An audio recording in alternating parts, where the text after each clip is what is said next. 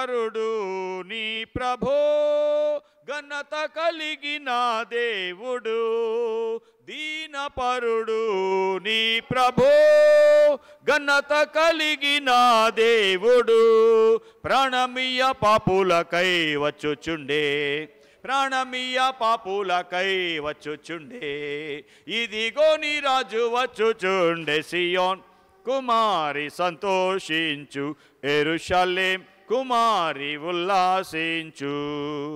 ఇలను గాడిద నెక్కియే బాలురా స్తోత్రములతో, ఇలను గాడిద నెక్కియే బాలురా స్తోత్రములతో.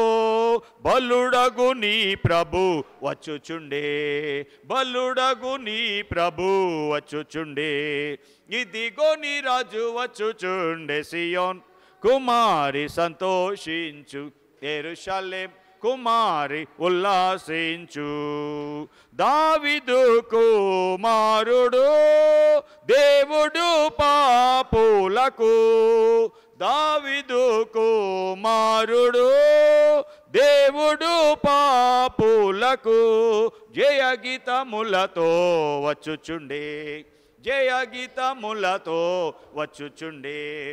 ఇదిగో నీ రాజు వచ్చుచుండే. సియోన్ కుమారి సంతోషించు, యెరూషలేం కుమారి ఉల్లాసించు. యేసుని ప్రేమించుచు హోసన్నా పాడేదము, యేసుని ప్రేమించుచు హోసన్నా పాడేదము. యేసుడిలా వచ్చుచుండే హల్లెలూయా, యేసుడిలా వచ్చుచుండే హల్లెలూయా.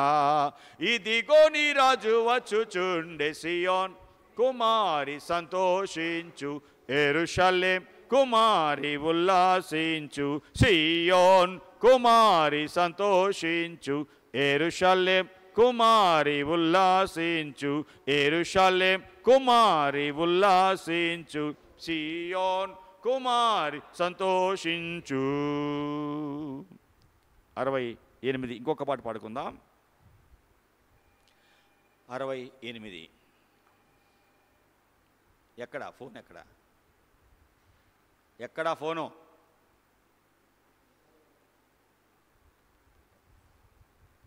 దేవుని మందిరంలో ఎక్కడ శబ్దం వినపడకూడదు. 68.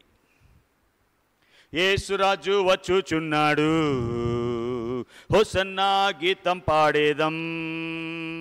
త్వరగా వెళ్ళేదము, త్వరగా వెళ్ళేదము.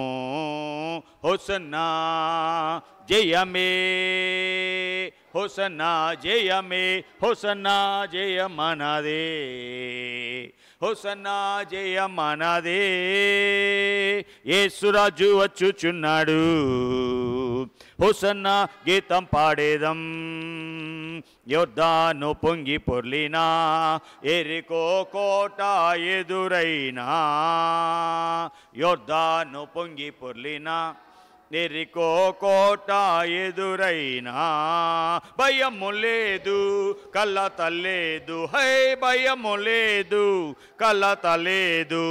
రక్షకుడున్నాడు, రక్షకుడున్నాడు.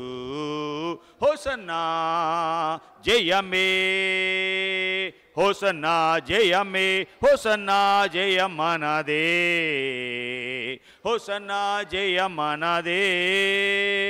యేసురాజు వచ్చుచున్నాడు, హోసన్నా గీతం పాడేదం.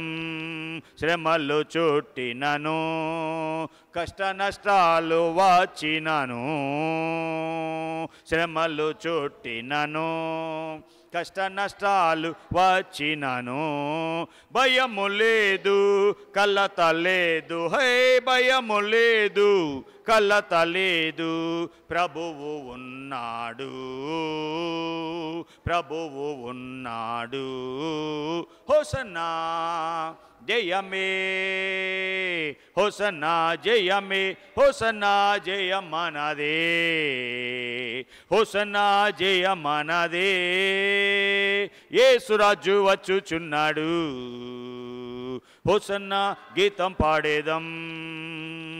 హల్లెలూయా స్తుతి మహిమ ఎల్లప్పుడు, హల్లెలూయా స్తుతి మహిమ, హల్లెలూయా స్తుతి మహిమ ఎల్లప్పుడు, హల్లెలూయా స్తుతి మహిమ. యేసురాజు మనకు ప్రభువు, యేసురాజు మనకు ప్రభువు, కీర్తింతు మెల్లప్పుడు, కీర్తింతు మెల్లప్పుడు. హోసన్నా జయమే, హోసన్నా జయమే, హోసన్నా జయం మనదే, హోసన్నా జయం మనదే. యేసురాజు వచ్చుచున్నాడు, హోసన్నా గీతం పాడేదం. త్వరగా వెళ్ళేదము, త్వరగా వెళ్ళేదము. హోసన్నా జయమే, హోసన్నా జయమే, హోసన్నా జయం మనదే, హోసన్నా జయం మనదే, హోసన్నా జయం మనదే, హోసన్నా జయం మనదే, హోసన్నా జయం మనదే, హోసన్నా జయం మనదే. ప్రభుని, జయశీలుడైన ప్రభుని మనం కీర్తించుకునే భాగ్యం ప్రియ ప్రభు మనకిచ్చారు. ప్రభు ప్రేమించి ఆయన వాక్యం మనకి ఇస్తున్నారు. గత వారం మనం ఏ వాక్యం విన్నాం? సిలువను గూర్చిన వార్త, నశించు వారికి వెర్రితనము, రక్షించబడే వారికి ఎలా ఉంటుంది దేవుని శక్తి. నశించే వారు ఏమంటారు, రక్షించబడ్డ వారు ఏమంటారో గత దినాల్లో దేవుని వాక్యం విన్నాం. ఈ దేవుని వాక్యం వెనక ముందు ఈ దినం మన యేసు ప్రభు రాజాదిరాజుగా యెరూషలేముకి జయోత్సవంతో వచ్చిన దినాన్ని గుర్తు చేసుకుంటున్నాం. యేసు ప్రభు యెరూషలేముకు వస్తున్నాడని తెలిసిన ప్రజలు తండోపతండాలుగా పరుగు పరుగున వచ్చారు. దారి పొడుగున వస్త్రాలు వేసుకుంటూ గాడిద మీద ఆరోహణుడై యెరూషలేము వస్తున్న యేసయ్యను చూచిన ప్రజలు కేరింతలు కొడుతూ, కొంతమంది ఆకులు పట్టుకొని వచ్చారు, చెట్టు కొమ్మలు నరుకుంటూ వచ్చారు, కొంతమంది ఖర్జూరపు మట్టలు తీసుకొని యేసయ్యని ఎదుర్కొంటూ ఆనందంగా వచ్చారు. యెరూషలేములో, యెరికో ప్రాంతంలో మనకి కొబ్బరి చెట్లు ఎట్లా ఉంటాయో, ఈత చెట్లు ఎట్లా ఉంటాయో, అక్కడ ఖర్జూరపు చెట్లు ఉంటాయి, ఖర్జూరాలు. ఆ చెట్టు కొమ్మలు తీసుకొని జయముతో పైకి ఎగరేసుకుంటూ, ఖర్జూరపు చెట్లు జయానికి గుర్తు. ఈ జయశీలుడు యేసయ్య వస్తున్నాడు అని ఖర్జూరపు మట్టలు పట్టుకొని కేకలేసుకుంటూ వచ్చారు. యెరూషలేము యేసు ప్రభు ఎలా వచ్చారో ఈ దినం మనం ధ్యానం చేసుకోబోతున్నాం. ప్రార్థన చేసి వాక్యం వెనక ముందు ప్రార్థన చేసుకుందాం. ప్రేరేపించబడిన వారు ఒకరు ప్రార్థన చేయండి, మిగిలిన వారు వాక్యం కొరకు హృదయాలు సిద్ధం చేసుకుందాం.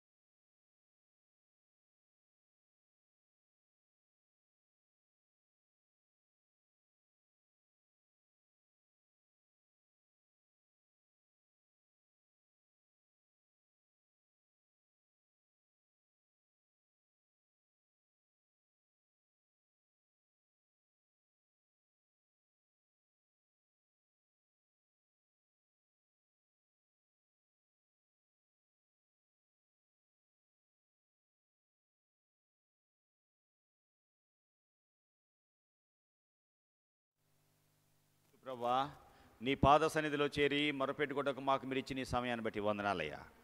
ఇంతవరకు నైనా మీరే మమ్మల్ని ప్రేమించి కంటికి రెప్పలా కాపాడుతూ కొంచెం ఆలస్యమైన ఈ బిడ్డల మధ్య క్షేమంగా తెచ్చి మీరు ఇస్తున్న నీ వాక్కులను బట్టి నేను స్తుతించుకోవడానికి ఇచ్చిన పాటలను బట్టి వందనాలు. ఈ దినాన మీ సన్నిధి మాతో ఉంచి మమ్మల్ని నడిపించండి. ఇశ్రాయేలు సైన్యానికి ముందుండి నడిపించిన తండ్రివి, ఈ దినాన ఈ సేవలో మీరే మా తండ్రిగా నాయకుడిగా ఉండి మమ్మల్ని నడిపించండి. ఇదైనా ప్రత్యేకంగా మాతో మీరు మాట్లాడండి. అయోగ్యుడినైనా మీ శిలువ చాటున నన్ను భద్రపరచండి. నాకు లైవ్లో వాక్ వింటున్న వారితో కూడా మీరు మాట్లాడండి. ఒకే మాట్లాడే శక్తి కలిగిన నిజ రక్షకుడు మీరని ప్రజలు గుర్తిరుగుటకు దయచూపమని అయోగ్యుడిని నా ప్రార్థన మీరు ఆలకించమని యేసునామమున అడుగుచున్నాం తండ్రి. Amen, amen. మనందరం లేచి నిలబడి నీ వాక్యముతో నా హృదయము నింపుకుంటుంది దేవా పాడిన తర్వాత దేవుని వాక్యాన్ని మనం విందాం. నీ వాక్యముతో నా హృదయమును నింపు కొందును దేవా, నీ వాక్యముతో నా హృదయమును నింపు కొందును దేవా. నే పాపము చేయకుండా, ఏ పాపము చేయకుండా నీ వాక్యముతో నా హృదయమును నింపు కొందును దేవా. యేసుప్రభా, నీ వాక్యంతో మా హృదయాలు నింపుకోవాలని మీ దగ్గరికి వచ్చాము. ఏ హృదయంలో నీ వాక్యం ఉంటుందో ఆ హృదయంలో సాతాను క్రియలు కనపడవు. ఆ హృదయంలో అసమాధానము, దుఃఖము, బాధ, కలవరము, కష్టము, వేదన, బాధలు ఉండవు. కాబట్టి దయగలిగినయ్యా, మా హృదయంలో సాతాను పని చేయకుండా ఉండాలి అంటే నీ వాక్యం మా హృదయంలో ఉండాలి. నీ వాక్యం మా హృదయంలో చేర్చుకోవాలి. కాబట్టి తండ్రి, నీ వాక్యం మా హృదయంలో చేర్చుకున్నట్లుగా, నిన్ను ఘనపరిచినట్లుగా, మీ దీవెన పొందుకొని అనేకులకి దీవెన పంచున్నట్లుగా దయచేసి మాకు సహాయం చేయి. ఇదిని ప్రత్యేకంగా మాతో మీరు మాట్లాడమని యేసునామమున అడుగుచున్నాం తండ్రి. Amen, amen, amen. దయతో కూర్చోనండి. దేవుని వాక్యములో నుండి యోహాను సువార్త 12వ అధ్యాయము. యోహాను సువార్త 12వ అధ్యాయము 12 నుండి 15 వచనాలు మనం చదువుకుందాం. యోహాను సువార్త 12వ అధ్యాయము 12వ వచనం నుండి 15 వరకు జాగ్రత్తగా చదువుకుందాం. మరునాడు ఆ పండుగ వచ్చిన తరువాత జనసమూహము యేసు యెరూషలేమునకు వచ్చుచున్నాడని విని ఖర్జూరపు మట్టలు పట్టుకొని ఆయనను ఎదుర్కొనబోయి, జయము, ప్రభు పేరట వచ్చుచున్న ఇశ్రాయేలు రాజు స్తుతింపబడునుగాక అని కేకలు వేసిరి.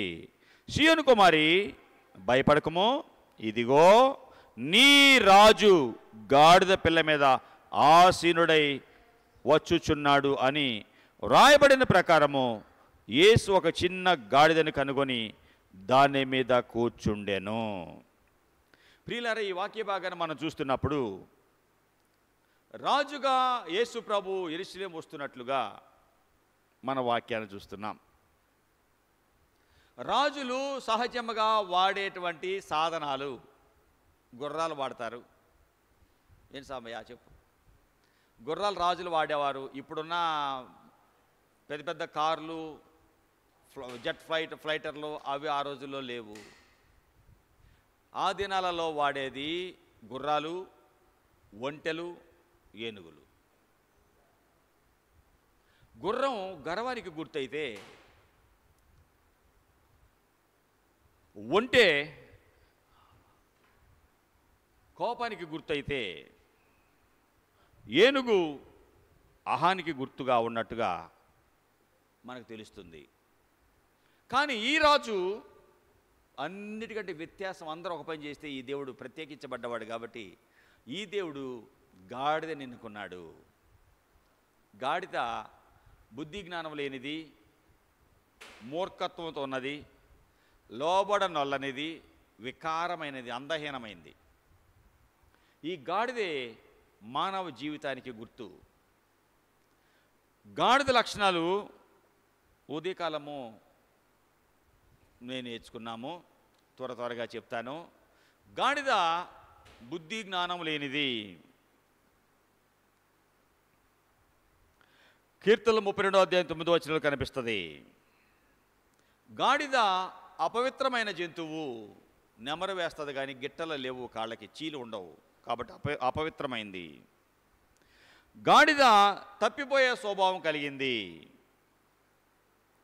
ఈ గాడిద అరణ్యానికి అలవాటు పడింది. అంటే భద్రత అనేది దానికి ఉండదు. అరణ్యములు ఏ క్రూర జంతువులు బారిన పడి అయినా ఏమవుదో తెలీదు. కాబట్టి నేను అరణ్యానికి వెళ్తున్నాను, ఏమవుతానో అన్న విచక్షణ కూడా ఉండనిది. ఈ గాడిద ఆదికాండం 22:5 వచనంలో బరువులు మోయటానికి వాడతారు. బరువులు మోసేది. మానవుడు కూడా పాపభారంతో నిండిపోయిన వాడై కుటుకులాడుతున్నాడు. ఈ గాడిద మధుర స్వరం లేనిది, వికారం అందహీనమైంది, గొంతు మాధుర్యంగా ఉండదు. గాడిద స్వరాన్ని వింటే అంటూ ఉంటుంది. దాని స్వరం ఏ మాత్రము మాధుర్యంగా ఉండదు. అలాగే మానవ జీవితంలో కూడా మానవుని మాటలో ఇతరులను కదిలించేగా కానీ ఇతరులకు మాదిరి మేలిచ్చే కానీ ఉండవు. యోబు 39వ అధ్యాయం 8వ వచనంలో పర్వత పంక్తిలో మేతనెత్తుకుంటుంది. పర్వతాలలో ఆహారం ఎత్తుకుంటుంది, లేని స్థలాలలో వెతకాలని ఆశపడుతుంటుంది. రాళ్ల మధ్యలో ఏదో ఏరుకోవాలని ఆశపడుతుంది.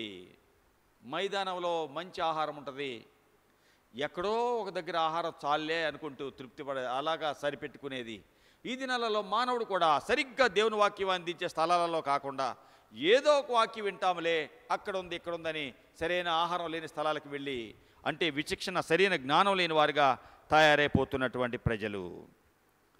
ఈ నిర్గమకాండము 13వ అధ్యాయం 13వ వచనంలో 8వది, ప్రతి తొలిచూలు దేవుడిది, కానీ గాడిద అపవిత్రమైంది కాబట్టి దేవుడు గాడిదని దేవుని సేవకు వాడుకోవటానికి ఇష్టపడలేదు. గాడిదకు బదులుగా గొర్రెపిల్లని తీసుకురావాలి అన్నాడు. లేక గాడిదని దేవుడి దగ్గర తెచ్చేటట్టయితే విరగొట్టాలి, మెడ విరగొట్టి పడేయటమే తప్ప దేవుని సేవకు పనికిరాదు అని ప్రభు చెప్పాడు. గాడిద 9వది 2 సమూయేలు 18:9లో కృతజ్ఞత లేనిది, చేసిన మేలు మర్చిపోతుంది. ఈ దినాలలో మానవుడు కూడా చేసిన మేలు మర్చిపోయి తన ఇష్టం వచ్చినట్టుగా ప్రవర్తించేవారుగా ఉన్నారు. 10వది ద్వితీయోపదేశకాండం 22వ అధ్యాయం 10వ వచనంలో ఎద్దుని గాడిదతో కలిపి అరక కట్టకూడదు, దున్నకూడదు. ఎందుకంటే ఎద్దు పవిత్రమైనది, నెమరు వేస్తుంది, గిట్టలు ఉన్నాయి. గాడిద అపవిత్రమైంది. పవిత్రులు అపవిత్రులు ఎన్నడూ కలిసి ఉండరు. మా బంధువులేనండి, మా కుటుంబస్తులేనండి, మా తల్లిదండ్రులేనండి, మా ఓళ్ళేనండి, కుదరదు. పవిత్రులు అపవిత్రులు కలిసి ఉండటానికి దేవుడు ఒప్పుకోడు. గాడిద అపవిత్రమైనది కాబట్టి అపవిత్రమైనది పవిత్రులు ఎన్నడూ కలిసి ఉండకూడదని ప్రభు చెప్పాడు. 2 కొరింథీ 6:14 మీరు అవిశ్వాసులతో విజ్జోడుగా ఉండొద్దు అని ప్రభు చెప్పాడు. వెలుగుకు చీకటికి పొత్తి ఎక్కడ? క్రీస్తుకి బెలియాలకి ఏం సంబంధం? విశ్వాసకి పాలెక్కడది? కాబట్టి ఎన్నడూ కుదరదు అని చెప్పాడు. మార్కు 11:2లో ఏ మనుషుడు దాని మీద కూర్చోలేదు అంటే ఇది మొండిది, లోబడనది, లోబడదు, మొండిది, మూర్ఖత్వం ఉన్నది. కాబట్టి ఇటువంటి గాడిద దేవుడు ఎన్నుకున్నాడు. ఇటువంటి గాడిద నైజాన్ని మార్చాలి అని దేవుడు ఎన్నుకున్నాడు. ఈ గాడిదని విడిపించాలని యేసయ్య ఆశపడ్డాడు. గాడిదని చూస్తే ఇన్ని చెడు లక్షణాలు ఉన్న గాడిద ఎలాగన్నా ఈ నైజాన్ని మార్చాలి, చెడిపోయిన ఈ గాడిదని, బుద్ధి లేని గాడిదని బుద్ధి కలిగిన దానిగా మార్చాలి. ఈ లోకంలో ఎవరు ఈ గాడిదని మార్చలేరు. నేను ఈ గాడిదని ఎన్నుకొని దీనిని నేను మార్చుకుంటాను అన్నాడు. ఇన్ని లక్షణాలున్న గాడిదకున్న లక్షణాలే మానవుడికున్నాయి. ఈ మానవ నైజాన్ని మార్చాలని యేసయ్య ఆశించాడు. ఆశిస్తే ఈ గాడిద ఎక్కడుంది? కట్టబడింది. ప్రభు ఇలాంటి చెడుదానిని మార్చాలని ఆశపడితే కట్టబడింది. మానవ జీవితంలో రకరకాల కట్లున్నాయి. ఈ కట్టబడిన జీవితము సాతాను మానవుడి రకరకాలుగా కట్టేసేసాడు. కొంతమందిని గర్వానికి, కొంతమందిని అసూయకి, కొంతమందిని కోపానికి, కొంతమందిని జూదానికి, కొంతమందిని వ్యభిచారానికి, కొంతమందిని అనుమానానికి, కొంతమందిని త్రాగుడికి, సినిమాలకి, అబద్ధాలకి, విగ్రహారాధనకి,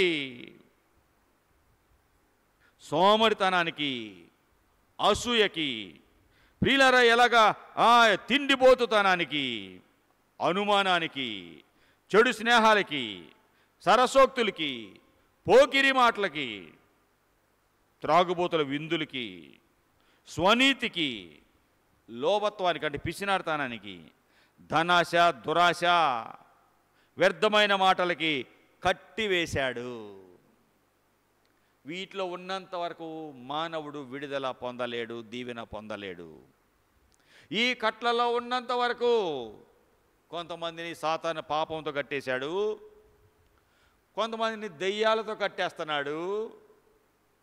సేన దయ్యం పట్టినవాడు సాతాను ఎలాగా కట్టేస్తే ఇంట్లో ఉండేవాడు కాడు. మార్కు 5వ అధ్యాయాలు చదువుకుంటే సంఖ్యలతో కట్టిన ఎవ్వరూ ఆ వ్యక్తిని సాధు చేయలేకపోతే ఆ సంఖ్యలు తుత్తిరీలుగా చేసుకొని పరిగెత్తుకుంటూ వెళ్ళేవాడు, సమాధుల్లోనే ఉండేవాడు. ఎవ్వరూ ఈ వ్యక్తి జీవితాన్ని మార్చలేకపోయారు. సాతాను ఈ వ్యక్తిని కుటుంబం నుండి వేరు చేశాడు. సంతోషంగా ఉండవలసిన కుటుంబంలో నెమ్మది, సమాధానం లేకుండా చేశాడు. సాతాను మనుషులను పట్టేస్తున్నప్పుడు కుటుంబాలకు సమాధానం ఉండదు, ఆ కుటుంబ ప్రక్కన ఉన్న వాళ్ళకి సమాధానం ఉండదు, భార్యకి సమాధానం ఉండదు, భర్తకు సమాధానం ఉండదు, బిడ్డలకు సమాధానం ఉండదు, వారిని నమ్ముకున్న వారితో ఉన్న తల్లిదండ్రులకి, కుటుంబస్తులందరికీ ఎవ్వరికీ సమాధానము ఉండదు. శానా దయ్యం పట్టిన వాడిని చూస్తున్నప్పుడు తనకి సమాధానం లేదు, రాళ్లతో గీరుకునేవాడు, ఎక్కడ పడితే అక్కడ పరిగెడుతూ ఉండేవాడు. ఏ విష జంతువులు ఏం చేస్తాయో తెలియదు, రాత్రులే సమాధులకి వెళ్ళిపోతాడు, ఎప్పుడో ఇష్టం వచ్చినప్పుడు వస్తూ ఉండేవాడు, నిద్ర లేదు, ఆహారం లేదు. భార్య ఏమన్నా పెట్టాలనుకుంటే ఏదో ఈజీలిచ్చి పరిగెత్తుకుంటూ పోయేవాడు. భార్య భయపడేది, బిడ్డలు భయపడేవారు, తల్లిదండ్రులు భయపడేవారు, తన ఇరుగు పొరుగు వారు భయపడేవారు. వస్తున్నాడు రోయ్ ఈడు. సాతాను బంధించేశాడు, కట్టేశాడు. సాతాను కొంతమందిని రోగాలతో కట్టేస్తాడు. రోగాలతో కట్టినటువంటి వ్యక్తి మళ్ళీ లేవలేకుండా అయిపోతాడు. కొన్ని దయ్యాలు రోగాలు పెడతాయి, ఎన్ని మందులు వాడినా డాక్టర్లకు అర్థం కాదు, ఎన్ని మందులు వాడుతున్నా వాళ్ళకి అర్థం కాదండి. ఒక దినాన ఒక సహోదరుడు వాళ్ళ భయంకర బాధలో ఉంటే వాళ్ళ ఆ సహోదరుడు నాతో పాటు చదువుకున్నాడు. వాళ్ళ అమ్మగారు టీచర్. మేడం, ఆంటీ వీడు బాగున్నాడా, విక్టర్ ఎక్కడ ఉన్నాడు అని అడిగానండి. ఏంటో బాబు వాడికి ఏమైందో మాకేం అర్థం కావట్లేదు, సడన్గా బయలుదేరతాడు, డబ్బులు ఇస్తావా చస్తావా అంటాడు, డబ్బులు తీసుకుంటాడు, బయలుదేరతాడు. 15 కిలోమీటర్లు ఉన్న వేరే మా బంధువుల ఇంటికి వచ్చేస్తాడు, మా అత్తయ్య గారి ఇంటికి వెళ్తాడు, అక్కడికి వెళ్ళి డబ్బులు అడుగుతాడు, వాళ్ళు ఏదో ఇచ్చాక మళ్ళీ మా ఇంటికి వస్తాడు. డబ్బులు ఇవ్వకపోతే ఒక దినానమ్మ వాళ్ళ నాన్న మీదకి ఫ్యాను తిరిగే పెద్ద స్టాండ్ ఫ్యాను ఒక్కసారి లేపి మీదకు వచ్చాడు. లేదురా డబ్బులు ఇస్తానన్నాను. తిరగల ముందు పెట్టమన్నాడు వాళ్ళ చెల్లిని, తిరగల్లో నీళ్లు పోసి తిప్పమంటున్నాడు. ఒక తమ్ముడినేమో తిరగలో నీళ్లు పోయమంటున్నాడు, చెల్లినేమో తిప్పమంటున్నాడు. తిరగల్లో నీళ్లు పోస్తారా? తిరగల్లో నీళ్లు పోయమంటున్నాడు ఒకరిని, రే తెప్పించాయి. అలాగే అన్నయ్య తిప్పుతున్నారు నీళ్లు పోసి. ఒక అమ్మాయిని తిప్పమన్నాడు, ఒక తమ్ముడినేమో నీళ్లు పోయమంటున్నాడు.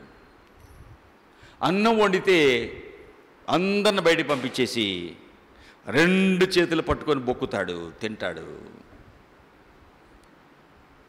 ఎన్ని స్థలాలకు తీసుకెళ్ళాము, హాస్పిటల్కి తీసుకెళ్ళాము, డాక్టర్ దగ్గరికి తీసుకెళ్ళాము, సైకియాట్రిస్ట్ దగ్గరికి తీసుకెళ్ళాను, మానసిక నిపుణుల దగ్గరికి తీసుకెళ్ళాను. ఏ డాక్టర్ కూడా నా కొడుకుని బాగు చేయలేకపోయాడు బాబు, నా కొడుకుదే బాధ అయిపోయింది బాబు.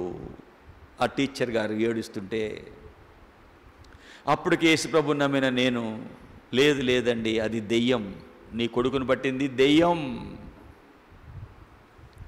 కుటుంబంలో నెమ్మది లేకుండా, తల్లిదండ్రులకు నెమ్మది లేకుండా, తనకు నెమ్మది లేకుండా చేస్తుంది. తీసుకొని రండి. దెయ్యమా బాబు? మేము క్రైస్తవులమే బాబు అన్నది. మీరు క్రైస్తవులే కానీ క్రీస్తు ప్రభు మీలో లేడు కదా. క్రీస్తు ప్రభు మీలో లేడు కదా. దేవుడు పిలవని వారు చాలామంది సేవలో ఉన్నారండి. అతను ఒక చర్చిలో పాస్టర్గా పనిచేస్తాడండి. ఆయన కూడా ఒక మాస్టర్ గారే. ఫలాని వెంకాయమ్మ గారు దేవుడికి 10 రూపాయలు ఇచ్చాడు, దేవుడు ఆమె కుటుంబాన్ని సమృద్ధిగా దీవించుగాక అంటాడు. మైకులో 10 రూపాయలు కానికిస్తే చెప్తాడు. ఫలాని సుబ్బారావు గారు దేవుడికి 100 రూపాయలు ఇచ్చాడు, దేవుడు ఆ కుటుంబాన్ని దండిగా మెండుగా సమృద్ధిగా దీవించి కాపాడునుగాక. అబ్బో.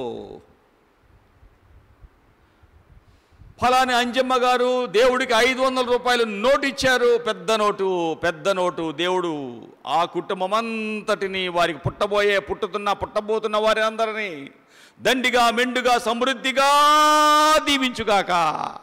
అయిపోయాక ఇంత పొడుగు చుట్టేసుకొని బయటకు వస్తాడు. ఏంటి?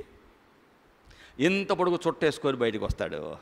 అయ్యో, ఈ రోజులు ఇలాంటి వాళ్ళు చాలా, అట్లాంటి వాళ్ళు మాటలు బాగుంటున్నాయి. మైకులు చెబుతున్నా, అబ్బా మా పాస్టర్ గారు భలే చెప్పాడు, నా పేరు వినపడిందా, నా పేరు వినిపించిందా, మా పాస్టర్ గారు చెప్పారుగా నా పేరు, 500 ఇచ్చా. నువ్వు నీ 500 నరకానికి వెళ్తాయి. నీ 500 చెప్పినా ఆ పాస్టర్ కూడా నరకానికి వెళ్తాడు. దేవుని దగ్గర రాజీ లేదో. నీ డబ్బులు దేవుడు ఆశపట్టాలా, నీ హృదయాన్ని దేవుడు ఆశపడుతున్నాడు. నా కుమారుడా, నీ హృదయం నాకు ఇవ్వు అన్నాడు, కానీ నీ డబ్బులు నాకు ఇవ్వు అనలేదండి దేవుడు. వాళ్ళ కొడుకే ఈడు. ఏంటి? ఏం పట్టింది? దెయ్యం పట్టింది. వాడు నా క్లాస్మేట్. అయ్యో, మీ అబ్బాయికి పట్టింది దెయ్యం. మా ఆయన కూడా పాస్టర్ అయ్యా. పాస్టర్ కాదు మీ ఆయన, ఫేస్టరో తినేవాడు, త్రాగబోతాడు మీ ఆయన. దేవుడు పిలిచాడా మీ ఆయన్ని? దెయ్యాలున్నాయి మీ ఇంట్లో. నువ్వు ఇలాగ ఉంటే నిన్ను కూడా పిక్కు తింటాయి ఆ దెయ్యాలు అన్నానండి. భయపడిపోయింది ఆమె. తీసుకొని వస్తే ప్రార్థన చేస్తూ ఉండగా కేకలు పెట్టి దెయ్యం పోయిందండి. సాతాను కట్టేస్తున్నాడు.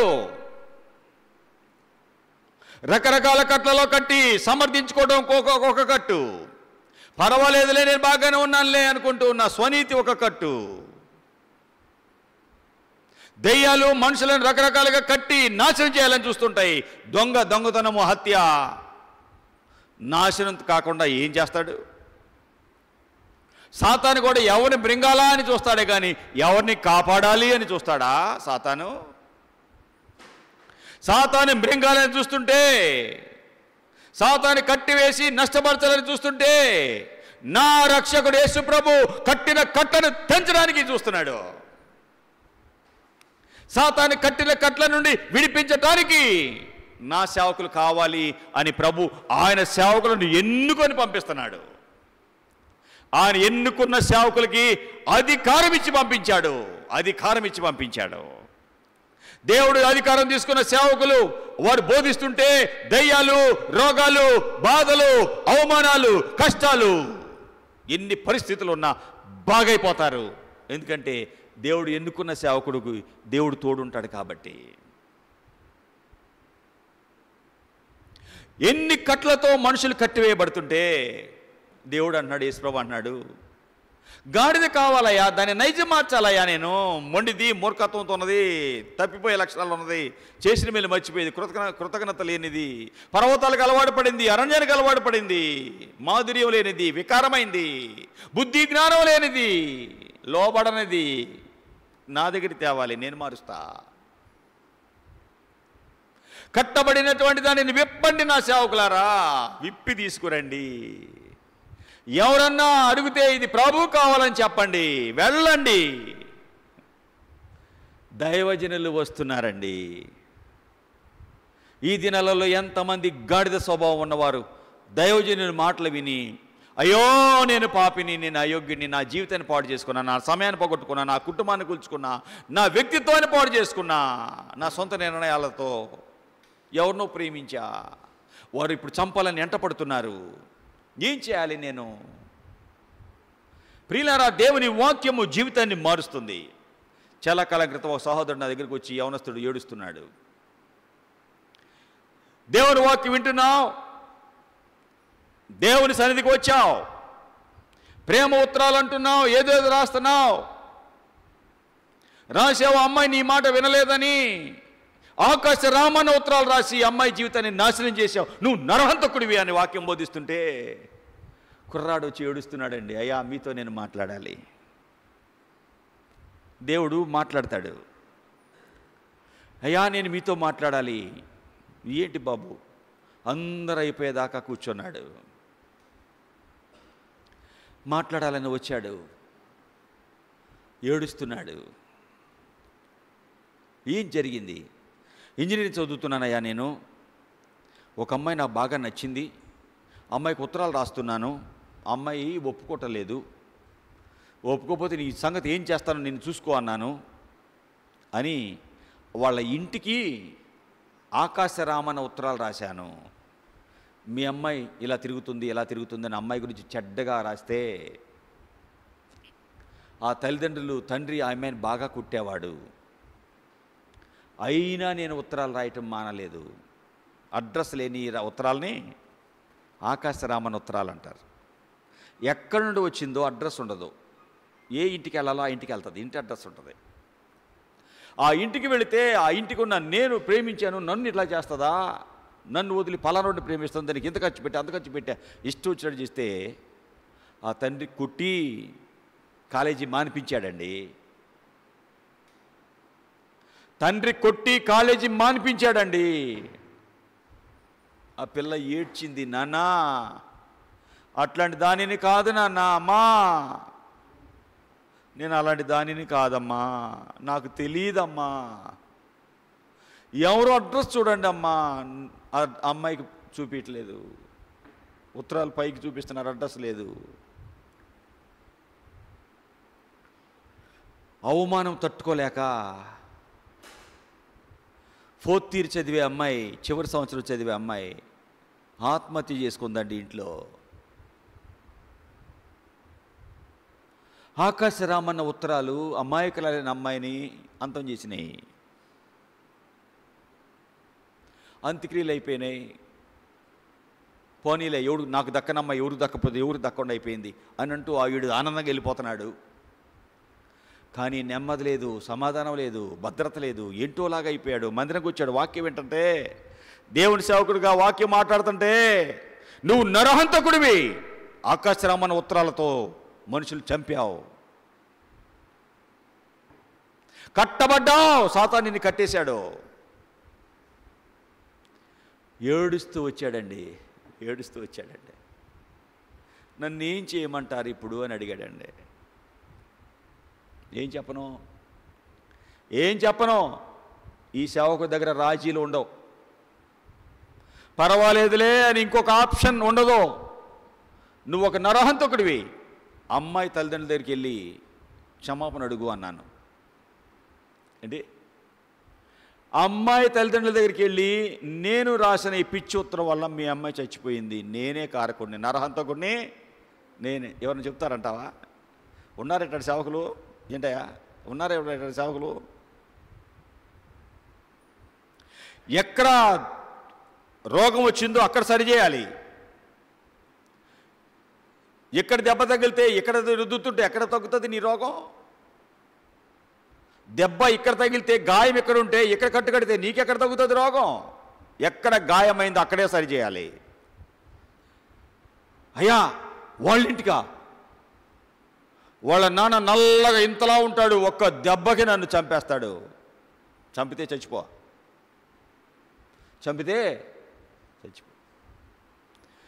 ప్రభువు దగ్గర క్షమాపణ అడిగితే, ఒకవేళ చంపితే పరలోకానికి వెళ్తావు, బ్రతికిస్తే ప్రభువులో ఉంటావు. నువ్వేగా మరి చంపింది. నువ్వేగా చంపింది, పో. నీ మాటలేగా చంపింది. అమాయకురాలైన అమ్మాయి ఏమన్నా గొడవ పెట్టిందా? లేదయ్యా. ఎన్నిసార్లు ఉత్తరాలు రాసినా వినకపోతే నీ సంగతి తెలుస్తా చూసుకో అని రాశాను. అమ్మాయి నా మీద చెప్పింది కానీ నాకు తెలియదని చెప్పేశాను. ఫలితంగా చచ్చిపోయింది, ఆత్మహత్య చేసుకొని చనిపోయింది. ప్రియులారా, ఒక దినాన ప్రార్థన చేసుకొని ఇంటికి వెళ్ళాడండి. వాళ్ళ నాన్నగారు పేపర్ చదువుకుంటూ ఉన్నాడు. సాతాను అంటున్నాడు, ఇప్పుడు నువ్వు వెళ్ళావంటే అయిపోయినట్టే నీ పని, మామూలుడు కాదు, ఎట్టున్నాడు చూడు గుడ్డు ఎట్టున్నాయో చూడు, ఏమన్నా అవనే అని ప్రియులారా వెళ్ళి ఆయన కాళ్ళ మీద పడి ఏడుస్తున్నాడు. అంకుల్, నేను బుద్ధి లేని వాడిని, నేను రాసిన ఉత్తరం మీ అమ్మాయి చాలా మంచి అమ్మాయి, నేనే బుద్ధి లేనివాడుగా అమ్మాయికి ఉత్తరాలు రాస్తే అమ్మాయి నా మాట వినలేదని నీ సంగతి ఏంటి తెలుస్తాని పిచ్చి ఉత్తరాలు ఇంటికి రాసింది నేనే. యాక్చువల్గా మీ అమ్మాయి చాలా మంచి అమ్మాయి, నా వల్ల మీ అమ్మాయి చచ్చిపోయింది, నన్ను క్షమించండి, మీరు ఏ శిక్ష విధించినా నేను అర్హుడినే. ఏడుస్తున్నాడు. ఆ తండ్రి కాళ్ళు పట్టుకొని పశ్చాత్తాపడుతున్నాడు. దేవుని ఆత్మ, దేవుని వాక్యము నీ జీవితంలో ఇలాంటి మార్పు తెస్తుంది. ఈ దినాలలో ఇలాంటి బోధలు చేసేవారు లోకంలో కనిపించటం లేదు. కట్లు విప్పేవాళ్ళు కనిపించడం లేదు, కట్లు మరింత కట్టి బిగించి చంపేవాళ్ళు కనిపిస్తున్నారు. మీరు క్షమిస్తే నేను వెళ్తా, లేకపోతే మీరు చంపి ఏం చేస్తే ఏమన్నా చేయండి. ప్రియులారా, పిల్లవాడి వాళ్ళే కాళ్ళు పట్టుకొని ఏడుస్తుంటే తండ్రి కదిలిపోయి ఆయన ఏడుస్తున్నాడు. బాబు, చనిపోయిన పిల్ల, ఇక నేనేం చేయగలను, ఇంతకాలం అయిపోయింది, ఇంత లోతుగా నువ్వు పశ్చాత్తాపడుతున్నావు. ఆ కుమార్తె స్థానంలో ఇక నుండి నువ్వు నా కుమారుడిగా చూసుకుంటా అన్నాడండి. నా కుమార్తె స్థానంలో ఈ దినం నుండి నిన్ను నా కుమారుడిగా చూసుకుంటా. పోయిన అమ్మాయి రాదు. ఎవరు చేశారు? యేసయ్య వాక్యం చేసింది. దైవజనుని మాటలు చేసినాయి. యేసయ్య చేశాడు. నీ నైజాన్ని, నీ జీవితాన్ని, నీ కట్టను దించేది యేసయ్య. దేవుని వాక్యం విన్నటువంటి ఆ సహోదరుడు పశ్చాత్తాపడ్డాడు. దైవజనుడు ప్రార్థన చేసి పంపిస్తే కుమార్తె స్థానంలో నువ్వు నా కుమారుడిగా పెంచుకుంటా అన్నాడు. వెళ్ళు, నీ ఇంటికి వెళ్ళు, నేను చూసుకుంటా నిన్ను, పేదవాడివి. ప్రియులారా, ప్రభువులో నమ్మకంగా నడిచాడు, బ్రహ్మాండంగా చదువుకున్నాడు, తల్లిదండ్రులను చూసుకున్నాడు, అమ్మాయి యొక్క తల్లిదండ్రులను కూడా జాగ్రత్తగా గమనించాడు. దేవుని వాక్యం నీ కుటుంబాన్ని, నీ భక్తిహీనతను, నీ జీవితాన్ని దిద్దేది, మార్చేది. కట్లు విప్పేది దేవుని వాక్యము. నీ కట్లు విప్పే అర్హత కలిగిన వాడు దైవజనుడు. ఎవరు పడితే వాళ్ళు నీ కట్లు విప్పలేరు. దేవుడు ఎవరిని పంపాలి? ఆయన శిష్యుల్ని ఇద్దరినే పంపాడు. మీరే వెళ్ళండి, ఎవరు పడితే వాళ్ళు ఆ గాడిదను విప్పలేరు. ఎవరికి అర్హత లేదు, మీకే ఉంది అర్హత, వెళ్ళండి. దేవుడు ఆయన సేవకులను ఎవరిని పంపాలో వారినే పంపుతాడు. నువ్వేమనుకుంటావు? ఈయన కాకపోతే ఇంకొకడండి, ఈయన కాకపోతే ఇంకొకటి పెడితే మారుతానండి. దేవుడు మార్చాలనుకుంటే ఎవరినో ఆయన తెచ్చేవాడండి అనుకున్నావు. మూర్ఖుడివి, బుద్ధి లేనోడివి. ఎవరి ద్వారా మారుతావో వారిని ప్రభు నీ దగ్గరికి పంపిస్తాడు. దైవజనుడు వాక్యం విన్న ఆ సహోదరుడు హృదయం కదిలించబడ్డవాడై ఏడుస్తూ మాట్లాడిన తర్వాత, దైవజనునిగా ఈ హెచ్చరిక ఇచ్చిన తర్వాత, ప్రార్థన చేసుకొని వెళ్ళి క్షమాపణ అడిగిన తర్వాత, తండ్రి చంపలేదు, ఏం చేయలా. చనిపోయిన కుమార్తె రాదు కదా బాబు, ఈ దినం ఆ స్థానంలో నిన్ను నా కొడుకులాగా చూసుకుంటా అన్నాడు తండ్రి. అమ్మాయి తండ్రి. లోకము చెయ్యలేనిది యేసయ్య చేస్తాడు, యేసయ్య వాక్యం చేస్తుంది. గుర్తుపెట్టుకో. లోకమునకు వ్యతిరేకమైన కార్యాలు చేసేది దేవుని వాక్యము. లోకానికి అతీతమైన కార్యాలు. లోకులు పోయే మార్గము యేసయ్య మార్గం కాదు. లోకులు నడిచే మార్గం యేసయ్య మార్గం కాదు. లోకులు చెప్పినట్టుగా చేసేది యేసయ్య మార్గం కాదు. సమర్థించేది యేసయ్య వాక్యం కాదు. దేవుని వాక్యం సమర్థించదు. దేవుని వాక్యము హెబ్రీ 4:12 సజీవమైంది, బలము కలది, రెండంచెలు కాల ఎటువంటి ఖడ్గము కంటే వాడిగా ఉండి ప్రాణ ఆత్మ మూలుగు కీలు విభజించినంత మట్టుకు దూరుచు హృదయం యొక్క తలంపులు ఆలోచనలు శోధింప చేసేది దేవుని వాక్యం. ఆ వాక్యం అతని జీవితాన్ని మార్చింది.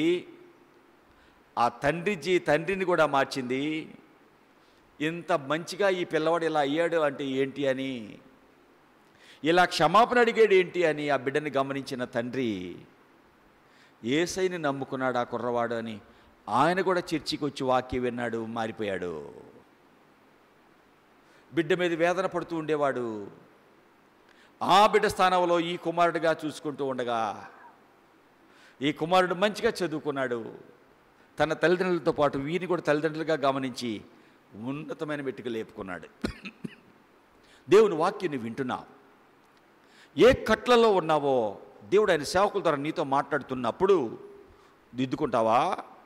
గాడిద నేను ఒప్పుకో, నన్ను వదలొద్దు, ఇక్కడే ఉంటావు నేను అంటే దైవజనులు వదిలేసి వచ్చేవాళ్ళండి. ఈ దేవుని వాక్యం నిన్ను ఎన్నడూ బలవంతం చేయదు, రా అని బలవంతం చేయదు. చూడుము ఏంటి, మేలు దీవెన ఆశీర్వాదము శాపము నీ ముందుంచా, కోరుకోవలసింది నీవే. జాగ్రత్తగా ద్వితీయోపదేశకాండం 11వ అధ్యాయం 26వ వచనం. చూడుడి, నేడు నేను మీ ఎదుట దీవెనను శాపములు పెట్టుచున్నాను. నేడు నేను మీకు ఆజ్ఞాపించుచున్న ఆజ్ఞలు మీరు నీ దేవుడైన యెహోవా ఆజ్ఞలు మీరు అనుసరించి నడిచిన ఎడ్ల దీవెన. యెహోవా ఆజ్ఞ వినక నేను మీకు ఆజ్ఞాపించే మార్గాన్ని విడిచి మీరు ఎరుగని ఇతర దేవతలను అనుసరించి నడిచిన ఎడల శాపము మీకు కలుగుతాయి. రెండు మార్గాలు మీ ముందు పెట్టా. ద్వితీయోపదేశకాండం 30వ అధ్యాయం 15-16 వచనాలు. ఏం పెట్టాడు దేవుడు? ఎన్నడూ ఈ దేవుడు బలవంతంగా నీకు భక్తి రుద్దడో. చూడుము, నేడు నేను జీవమును మేలును, నేడు నేను జీవమును మేలు, మరణము కీడు నీ ఎదుట ఉంచి ఉన్నాను. ఏంటంట? జీవము మేలు, మరణము కీడు నీ ముందు ఉంచాను. 19. నేడు జీవము మరణం, ఆశీర్వాదము శాపము నేను నీ ఎదుట ఉంచి భూమి ఆకాశములను సాక్షులుగా పిలుచుచున్నాను. జీవము మరణం, ఆశీర్వాదము శాపము నీ ముందు పెట్టా. సెలెక్ట్ చేసుకోవాల్సింది నువ్వు. జీవం కావాలా, మరణం కావాలా, ఆశీర్వాదం కావాలా, శాపం కావాలా? బలవంతంగా తెచ్చి దీవెన పొందుకోవాలి, రా. ఆశీర్వాదం కావాలి, రా. బలవంతంగా దేవుడు ఎన్నడూ రుద్దడో భక్తి నీకు. వస్తే నీకు సహాయం చేస్తాడు. నాకు ప్రభా దీవెన కావాలయ్యా, ప్రభా నాకు దీవెన కావాలయ్యా, ప్రభా నాకు దీవెన కావాలి. ప్రభువుని అడిగితే ఆయన నీకు దీవెన ఇస్తాడు. అంతేగాని నీకు ఇష్టం వచ్చినట్టుగా నడుస్తూ నాకు దీవెన కావాలంటే ప్రభు ఇవ్వడో. ప్రభువుని అడగాలి నువ్వు. ప్రభు దగ్గర రాకుండా, ప్రభువుని అడగకుండా దీవెన కావాలి అనుకుంటే నీ జీవితంలో దీవెన పొందుకోలేవు. దేవుని దగ్గరకు వచ్చావు, దేవుని వాక్యం వింటున్నావు. దీవెన నీకు కావాలంటే దేవుని వాక్యం విని ఆయన వాక్య ప్రకారం నడుచుకుంటే నీకు దీవెన ఉంటుంది. దేవుని సన్నిధికి వచ్చావు, దేవుని వాక్యం వింటున్నావు, దీవెన పొందుకునే మెట్లు నీవు ఉన్నావా? కట్టివేయబడిన గాడిదని దేవుడు ఆయన సేవకులు పంపిస్తే ఎదురు చెప్పటం లేదు. వదలండి అయ్యా, మీ దగ్గరికి వస్తా, మీరెక్కడ తీసుకెళ్తే అక్కడికి వస్తానయ్యా. ఈ కట్లలో ఉండటం నాకు ఇష్టం లేదు, ఇతరులు పెట్టి ఆహారం తినటం నాకు ఇష్టం లేదు, ఇతరుల మీద ఆధారపడటం నాకు ఇష్టం లేదు. ఈ కట్లు ఎండలో ఉండి కొట్టుకులాడుతున్నా, అల్లాడుతున్నా, నేను కట్టి వదిలేశారు నన్ను వీళ్ళు. ఎక్కడ ఉంటావు నాకు ఇష్టం లేదు. అయ్యా అయ్యలారా, మీకు దండం, వందనాలు, నన్ను విప్పండి. గాడిద విప్పబట్టాకి ఇష్టపడింది. గాడిద స్థానంలో ఉన్న నిన్ను దేవుడు ఆయన సేవకుల ద్వారా విప్పాలని ఆశించాడు. స్వనీతి, అసూయ, గర్వం, ఇంకా కట్లేనా? తృప్తి పడటం, నిందలు వేయటం. ఎంతకాలం ఈ మెట్లో ఉంటావు? గాడిద ఒప్పుకోవటం లేదు. ఇంకా నేను ఈ కట్లలో ఉండలేను, ఇంకా ఈ రోడ్డు మీద ఉండలేను, ఇంకా ఈ ఎండలో ఉండలేను, ఇంకా ఎత్తుల మీద ఆధారపడలేను. నేనా కట్లు ఒప్పేస్తే నేనే వెళ్ళి తింటా, నేనే వెళ్తా. దైవజనుడు కట్టెలు విప్పిన తర్వాత యేసయ్య దగ్గర తెచ్చేశారు. ఏంటి? యేసయ్య దగ్గర తెచ్చిన వెంటనే వెళ్దాం. మత్తయి సువార్త 21వ అధ్యాయం. దేవుడు జకర్యా 9:9 ఎప్పుడో ప్రవచించాడు. జకర్యా 9:9 యేసు ప్రభు గాడిద మీద ఎలా ఎక్కువ వస్తాడో దైవజనుడు జకర్యా ఎప్పుడో ప్రవచించాడు. సియోను నివాసులారా బహుగా ఉల్లసించండి, సియోను నివాసులారా బహుగా సంతోషించండి, యెరూషలేము నివాసులారా ఉల్లాసంగా ఉండండి. నీ రాజు నీతిపరుడు, రక్షణ గలవాడు, దీనుడై గాడిదను గాడిద పిల్లను ఎక్కి నీ దగ్గరకు వస్తున్నాడు. నివాసులారా, సియోను నివాసులారా, యెరూషలేము నివాసులారా ఆనందపడండి. రాజు వస్తున్నాడు. రాజు కట్టి వేయబడిన గాడిద విప్పబడిన తర్వాత, యేసయ్య దగ్గర తేబడిన తర్వాత ఈ గాడిదకు ఏ స్టేజ్ వచ్చిందో చూడండి. కట్టివేయబడిన గాడిద యేసయ్య దగ్గర తెచ్చిన తర్వాత 7వ వచనం 21వ అధ్యాయం మత్తయి సువార్త. శిష్యులు వెళ్ళి యేసు తమకు ఆజ్ఞాపించిన ప్రకారము చేసి ఆ గాడిదను దాని పిల్లను తోలుకొని వచ్చి వాటి మీద తమ బట్టలు వేయగా ఆయన బట్టల మీద కూర్చుండెను. 8వ వచనం. జన సమూహములలోనూ అనేకులు తమ బట్టలు దారి పొడుగునా పరచిరి, కొందరు చెట్ల కొమ్మలు నరికి దారి పొడుగున పరచిరి. జనసమూహము ముందు వెనుక కేకలు వినబడుతున్నాయి. దావీదు కుమారునికి జయము, ప్రభు పేట వచ్చు రాజు స్తుతించబడును గాక, సర్వోన్నతమైన స్థలములలో జయము కేకలు వినపడుతున్నాయి. మార్కు 11వ అధ్యాయానికి వెళ్దాం. మత్తయి చదివాం కదా, మార్కు ఏమన్నాడో అక్కడ జాగ్రత్తగా చూద్దాం. కట్టివేయబడిన గాడిదను తీసుకొచ్చారు. ఆ తెచ్చిన తర్వాత 7వ వచనము, వారు ఆ గాడిద పిల్లను యేసునద్దకు తోలుకొని వచ్చి తమ బట్టలు దానిపై వేయగా ఆయన దాని మీద కూర్చుండెను. అనేకులు తమ బట్టలు దారి పొడుగునా పరిచిరి, కొందరు తాము పొలములలో నరికిన కొమ్మలను పరిచిరి. ముందు వెళుతున్న వారు వెనక వస్తున్న వారు జయము, ప్రభు పేరట వచ్చేవాడు స్తుతింపబడును గాక, వచ్చుచున్న మన తండ్రి అయిన దావీదు రాజ్యం స్తుతించబడును గాక, సర్వోన్నతమైన స్థలములలో జయము అని కేకలు వేస్తున్నారు. లూకా సువార్త 19వ అధ్యాయానికి వెళ్దాం. ఏం వినిపిస్తుంది? అక్కడ జరుగుతున్న సంగతులు ఏంటి? పరిస్థితి ఎలా ఉంది? దేవుని వాక్యం వింటుండగా ప్రజల జీవితాలు ఎలా కదులుతున్నాయి? 35వ వచనం. తరువాత యేసునొద్దకు దానిని తోలుకొని వచ్చి ఆ గాడిద పిల్ల మీద తమ బట్టలు వేసి యేసును దాని మీద ఎక్కించి ఆయన వెలుచుండగా తమ బట్టలు దారి పొడుగునా పరిచిరి. ఒలీవ కొండ నుండి దిగుచోటికి ఆయన సమీపించుచున్నప్పుడు శిష్యుల సమూహము సంతోషించుచు ప్రభు పేట వచ్చు రాజు స్తుతించబడును గాక, పరలోకమందు సమాధానము, సర్వోన్నతమైన స్థలంలో మహిమ ఉండును గాక అని అద్భుతాలన్నిటినీ గూర్చి మహాశబ్దంతో దేవునికి స్తోత్రం చేసిర్రి. ఇక్కడ ఏం చేశారంట? ఇక్కడ ఏం చెప్తున్నారు? తమ బట్టలు దారి పొడుగునా పరుస్తున్నారు.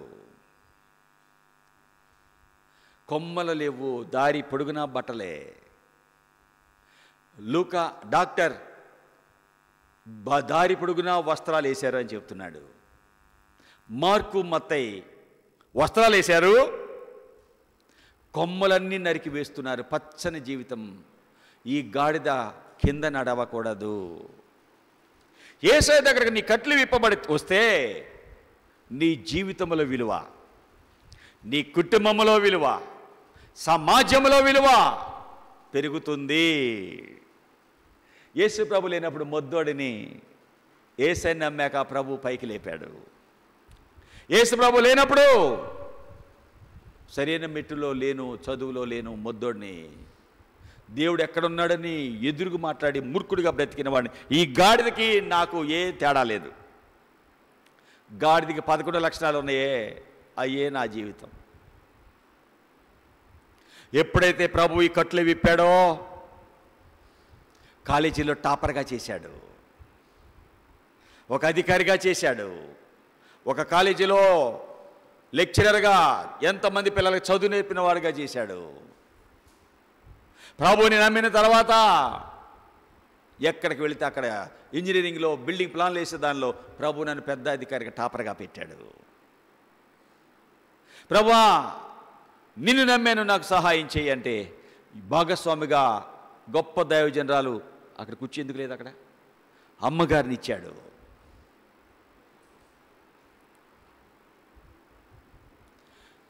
ప్రభు పాదాలు పట్టుకొని నడిచినప్పుడు విలువైన ఉన్నతమైన హోదా జాబ్ ఇచ్చాడు. 2 బిడ్డలు ఇచ్చాడు. బిడ్డలు టాపర్లుగా చేశాడు. టాపర్లుగా చేశాడు చదువులో. డాక్టర్ ఒక పాప, ఇంజనీర్ ఒక పాప, టాపర్లు. ముఖ్యమంత్రి గారి అవార్డులు, ప్రతిభ అవార్డు ఇచ్చాడు పాపకి. మురికి నీటిని ఎలా శుభ్రం చేయాలి దాని మీద ఒక సెమినార్ చేస్తే రాష్ట్రపతి అబ్దుల్ కలాం గారు పెద్ద పాపకి అవార్డు ఇచ్చారు. చిన్న పాపకి ముఖ్యమంత్రి గారే ప్రతిభ అవార్డు, ఇంజనీరింగ్ మొత్తంలో 5 తీసుకుంటే టాపర్గా మా పాప చిన్నమ్మ ఇచ్చింది. ప్రభులో ఉన్నప్పుడు దిగలేదు, లేపాడు ప్రభు. అల్లులను విలువైన వాళ్ళని ఇచ్చాడు. నీవు ప్రభు దగ్గర నడిస్తే, ప్రభు చెప్పినట్టు బ్రతికితే ఏంట్రా, అరే నాయనా, ప్రభు మార్గంలో నిలిస్తే ప్రభు నిన్ను టాపర్గా జయమే జయమే. విలువలేని గాడిద యేసయ్య దగ్గరికి వచ్చాక ఎక్కడ నడుస్తుంది? ఎక్కడ నడుస్తుంది? అరే బట్టల మీద నడుస్తుంది. ఎవడన్నా పట్టించుకున్నారా గాడిదని ఇంతకుముందు? యేసయ్య దగ్గరకు రానప్పుడు ఎవరన్నా పట్టించుకున్నారా? కట్టబడి మూలన ఎక్కడ ఉంది, మేత లేదు, ఏం లేదు. దానికి ఎండలో అలసిపోతుంది, కొట్టుకులాడుతుంది, రొప్పుతుంది. యేసయ్య లేకపోతే నీ జీవితం అల్లాడాల్సిందే, రొప్పాల్సిందే, బాధపడాల్సిందే. ఆహారం లేక అప్పుల పాలై, కష్టాల పాలై, అనారోగ్య పాలై, అవమానాల పాలై ఏడవాల్సిందే. యేసయ్య విప్పి యేసయ్య దగ్గర నువ్వు తెస్తే తేబడితే విలువ పెరుగుతుంది. చెట్ల కొమ్మల మీద నడుస్తుంది. అయిపోయిందిగా. మత్తయి అయిపోయింది, మార్క్ అయిపోయింది, లోకా అయిపోయింది. యోహాన్ ఏమన్నాడు ఇప్పుడు చూద్దాం. యోహాన్ ఏం చెప్తున్నాడు ఇక్కడ చెప్పండి.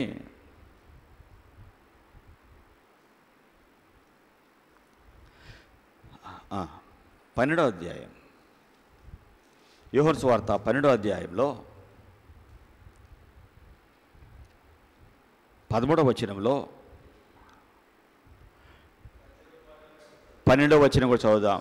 మరునాడు ఆ పండుగకు వచ్చిన బహు జనసమూహము యేసు యెరూషలేముకు వచ్చుచున్నాడని విని ఖర్జూరపు మట్టలు పట్టుకొని ఆయనను ఎదుర్కొనబోయి జయము అన్నారు. ఇప్పుడు మనం వినాల్సింది అసలు పాయింట్కి వచ్చా. ఏ మట్టలో? ఖర్జూర మట్టలో. ఖర్జూరపు కాయలు తిన్న వాళ్ళ చేతులు ఎత్తండి. ఖర్జూరాలు ఏంటయ్యా నేనేమన్నాను? ఖర్జూరాలు తిన్నవాళ్ళు చేతులు ఎత్తండి అన్న. ఖర్జూరాలు తిన్నారా? చిన్న బాక్సులు డేట్స్ అంటారు. ఖర్జూరకాయలు, ఖర్జూరాలయ్యా. ఎండు ఖర్జూరాలు ఉంటాయి, మామూలు ఖర్జూరాలు ఉంటాయి. ఖర్జూరం మట్టలో జయానికి గుర్తు, సంతోషానికి గుర్తు. ఖర్జూర వృక్షానికి ఉన్న పేర్లు బైబిల్లో 60 సార్లు బైబిల్లో ఈ చెట్టు గురించి వ్రాయబడింది. ఖర్జూరానికి ఉన్న పేర్లు తమాల వృక్షము, ఈత చెట్టు, తాళ వృక్షం, సరళ వృక్షం, పామాయిల్ వృక్షం. ఏంటి? ఖర్జూరం చెట్టుకున్న రకరకాల పేర్లు. కొన్ని స్థలాలలో ఖర్జూరం చెట్లు అంటారు. తమాల వృక్షము, తాళ వృక్షము, సరళ వృక్షము, పామాయిల్, ఇవన్నీ వీటికి కొమ్మలు ఉండవు, ఒకేసారి తిన్నగా పెరుగుతుంది. మన ఏరియాలో ఈత చెట్లు కూడా ఉంటాయి. అదిగో ఈత మట్లయ్యి. ఈత చెట్లు కూడా కొమ్మలు ఉండవు. కొమ్మలు ఉంటాయా? ఒకేలా పెరుగుతుంది కదా, తాటి చెట్లాగా. ఈ చెట్లు ఖర్జూర చెట్లు నున్నగా పైకి పెరుగుతాయి. ఒకే కాండం, ఏకాండంగా ఉంటాయి. 10 నుండి 20 అడుగులు ఎత్తుంటాయి. ఏంటయ్యి? ఖర్జూర వృక్షాలు. ఖర్జూర చెట్లు ఏకాండంగా పెరుగుతాయి, 10-20 అడుగులు ఎత్తు పెరుగుతాయి. దానిలో నుండి ఇలాగ కొబ్బరి చెట్టుకున్నట్టుగా వస్తాయి. ఇలా దాని నుండి గెలలు వస్తూ ఉంటాయి. గుత్తులుగా ఈతకాయలు గుత్తులు ఎలా ఉంటాయో ఈ ఖర్జూరాలు కూడా గుత్తులుగా వస్తాయి. అవి మంచిగా ఆకుపచ్చగా ఉంటాయి. పచ్చిగా ఉన్నప్పుడు చాలా కొంచెం పండిని మా తమ్ముడు ఆ ఖత్తర్ నుండి వచ్చేటప్పుడు వాళ్ళ బాస్ దగ్గర నుండి, షేక్ దగ్గర నుండి వాళ్ళ ఇంట్లో పెద్ద చెట్లు ఉంటాయంట, ఖర్జూర చెట్లు. గుత్తులు పట్టుకొచ్చేవాడండి. అవి పట్టుకుంటే ఎంత ఈతకాయలాగా భలే బాగుండేయండి. ఎండిపోతే మడతలుగా సన్నగా ఉంటాయి. ఈతకాయలాగానే గుత్తులు ఉంటాయి. ఎంత తీగా ఉన్నాయో అవి. కొంచెం పండుగా ఉన్నాయి. తీసుకొని తింటే ఎంత ఆనందపడిన వాటిని. ఒరిజినల్ డేట్స్ ఇంతింతలా ఉంటాయి. ఈ ఖర్జూరాలు ఆరోగ్యానికి మంచిది, మంచిగా రుచిగా ఉంటాయి, చలవ చేస్తాయి, శక్తినిస్తాయి, బీపీని కంట్రోల్ చేస్తాయి, ఎముకలను పుష్టిగా చేస్తాయి. ఖర్జూరాలలో ఏంట్రా? ఫైబర్ ఎక్కువ. పేగులలో ఆ కదలికలన్నింటినీ సులభం చేసి మలబద్ధకం లేకుండా చేస్తుంది. ఖర్జూరాలు తింటే మలబద్ధకం రాకుండా ఉంటుంది. కడుపులో మంచి బ్యాక్టీరియాని పెంచుతుంది. ఖర్జూరాలలో ఐరన్ కంటెంట్ ఎక్కువ ఉంటుంది కాబట్టి రక్తహీనత అనేది రాదు. ఖర్జూరాలు తింటే రక్తం బాగా పెరుగుతుంది. కొలెస్ట్రాల్ ఉండదు కాబట్టి గుండె జబ్బులు రావు. ఎంత మంచిగా చూడండి ఖర్జూరాలు. ఈ ఖర్జూర వృక్షము యేసు ప్రభువుకి, ఆయన నమ్మిన బిడ్డలకి సూచనగా ఉంది. ఎవరైతే యేసయ్యని ఖర్జూరాలు తింటారో వారికి ఎలా ఆరోగ్యం ఇస్తుందో, యేసయ్యని నమ్మిన వారు, ఆయన బిడ్డలు నమ్మిన వారి జీవితాలు కూడా అంతే ఆరోగ్యంగా ఆశీర్వదకరంగా ఉంటాయి. ఈ ఖర్జూర వృక్షం యొక్క లక్షణాలు ఇప్పుడు దాకా ఏమేమి విన్నాం? యేసు ప్రభు జ్యేష్ఠంతో యెరూషలేము రావాలని ఆశించాడు. గాడిదని ఎన్నుకున్నాడు. రాజులు రకరకాల జంతువులు ఎన్నుకుంటే యేసు ప్రభు గాడిదని ఎన్నుకున్నాడు. గాడిద ఎంత పనికిమాలిందో దాని లక్షణాలు ఏంటో విన్నాం. మన జీవితం దానితో సమానం. గాడిద లాంటి మన జీవితాన్ని యేసయ్య మార్చాలని ఎన్నుకున్నాడు. ఆ గాడిద కట్టబడింది. ఆయన సేవకులను పంపి కట్ల నుండి విడిపించాడు. ఏ కట్లు? పాపపు కట్లు, దెయ్యపు కట్లు, రోగపు కట్లు అని విన్నాం. విడిపించబడింది. జనులందరూ గాడిదని యేసు దగ్గర తేగానే విలువలేని గాడిదకు విలువ వచ్చింది. వస్త్రాలు పరిచారు, చెట్ల కొమ్మలు వేస్తున్నారు. ఇక్కడ చూస్తే ఖర్జూర వృక్ష మట్టలు, ఖర్జూర మట్టలు పట్టుకున్నారు. ఖర్జూర మట్టలో జయ సూచన, జయానికి గుర్తు. జయానికి గుర్తు. లేవికాండము 23వ అధ్యాయము 40వ వచనము. లేవికాండము 23వ అధ్యాయం 40వ వచనం. దేనికి గుర్తు అని వాక్యం చెబుతున్నామండి? ఖర్జూరము జయానికి గుర్తు. మొదటి దినమున మీరు దబ్బ పండ్లను, ఈత మట్లను, గుంజి చెట్లను, కాలువల యొద్ద ఉండు నిరవంజి చెట్లను పట్టుకొని 7 దినములు మీ దేవుని యెహోవా సన్నిధిని ఉత్సవము చెయ్యాలి, ఉత్సాహించుచూ ఉండాలి. ఇక్కడ ఈత చెట్టు ఖర్జూరానికి గుర్తుగా పెట్టాడు. లోకములో మీకు శ్రమలు వస్తాయి, యోహాను 16:33. అయినా ధైర్యంగా ఉండండి, నేను లోకాన్ని జయించాను అంటున్నాడు. జయానికి గుర్తు. యేసుప్రభు యెరూషలేముకు వచ్చినప్పుడు యోహాను 12వ అధ్యాయం 13వ వచనంలో ఖర్జూరం మట్ల పట్టుకొని జై దావీదు కుమారునికి జయమని ప్రజలు ఏం చేశారండి? సంతోషంగా గంతులు వేస్తున్నారు. జయము, ప్రభువు పేరిట వచ్చు ఇశ్రాయేలు రాజు స్తుతించబడుగా కానీ కేకలు వినపడుతున్నాయి. ఖర్జూర వృక్షము నెంబర్ 1 జయానికి గుర్తు. 2 ఖర్జూర వృక్షము సౌందర్యం కలది, అందంగా ఉంటుంది. న్యాయాధిపతులు 1వ అధ్యాయం 16వ వచనంలో యెరికోలో ఖర్జూరపు చెట్లు ఎక్కువ ఉంటాయి. అక్కడ అందంగా ఉంటాయి. ఆ చెట్లన్నీ చూస్తుంటే అందంగా ఎత్తుగా పెరుగుతాయి, పచ్చగా పెరుగుతాయి. దాని నుండి గుత్తులు గుత్తులుగా వస్తూ ఉంటాయి ఖర్జూరాలు గుత్తులు గుత్తులుగా వస్తూ ఉంటాయి. ఈత పండ్లాగా ఖర్జూర పండ్లు కంకులుగా వస్తూ ఉంటాయి. చాలా అందంగా ఉంటుంది.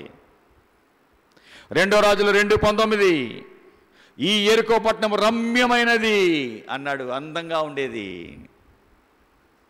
ద్వితీయోపదేశకాండం 34వ అధ్యాయము 3వ వచనంలో, ద్వితీయోపదేశకాండము 34వ అధ్యాయము 3వ వచనంలో సోయరు వరకు ఈత చెట్లు గల యెరికో లోయను దేవుడు మోషేకు చూపిస్తున్నాడు. మోషే, ఇక నీ టైం అయిపోయిందయ్యా, నేను తీసుకోబోతున్నా. చూడు, నా బిడ్డలకి ఇచ్చే దేశం చూడు, నా బిడ్డలకి ఇచ్చే దేశం చూడు. ఎట్లా ఉన్నాయంట? సోయర్ వరకు ఏం చెట్లు కనపడుతున్నాయంట వాళ్ళకి? ఏ చెట్లు కనిపిస్తున్నాయిరా చెప్పు. ద్వితీయోపదేశకాండం 34వ అధ్యాయం చదువుతున్నాం కదా, 3వ వచనం. సోయరు వరకు ఈత చెట్లు గల యెరికో లోయ. దేవుడు ఆయన సేవకుడు చూపిస్తున్నాడు. ఈత చెట్లులాగా ఉన్నాయి చూడవయ్యా, నెమ్మది తృప్తిగా ఉంటాయా, చలవ చేస్తాయా ఈతకాయలు, ఖర్జూరపుకాయలు చలవ చేస్తాయా. అందానికి గుర్తు. పరమగీతాలు 5:10 నా ప్రియుడు ధవళవర్ణుడు రత్నవర్ణుడు.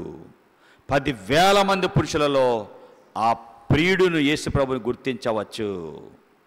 పరమగీతాలు 1:15 నా ప్రియురాలా నీవు సుందరివి.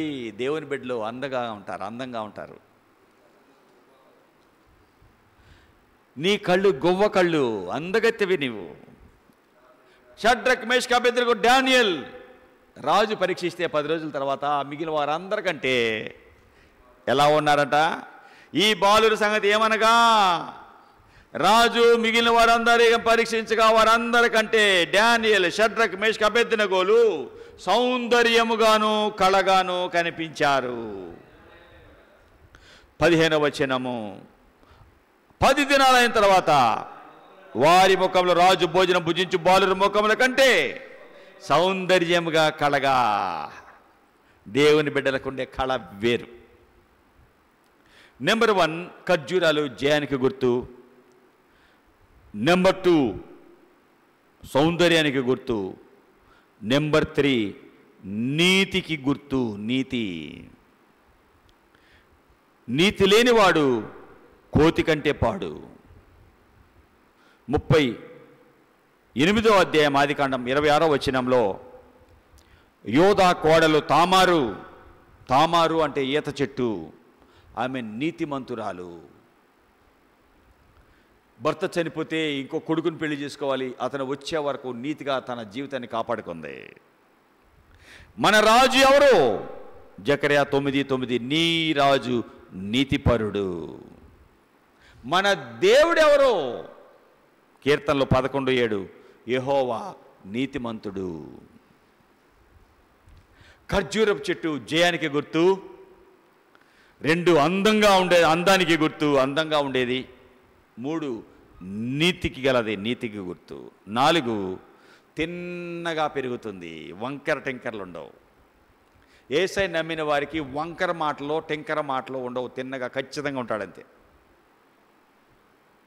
యేసయ్యని కలిగిన వాడు తిన్నగా ఉంటాడు. ప్రభు అందుకే అన్నాడు, నరపుత్రుడా చక్కగా నిలబడు. యెహెజ్కేలు 2:1, చక్కగా నిలబడు, నీతో మాట్లాడతా, వంకరోడుగా ఉండకూడ.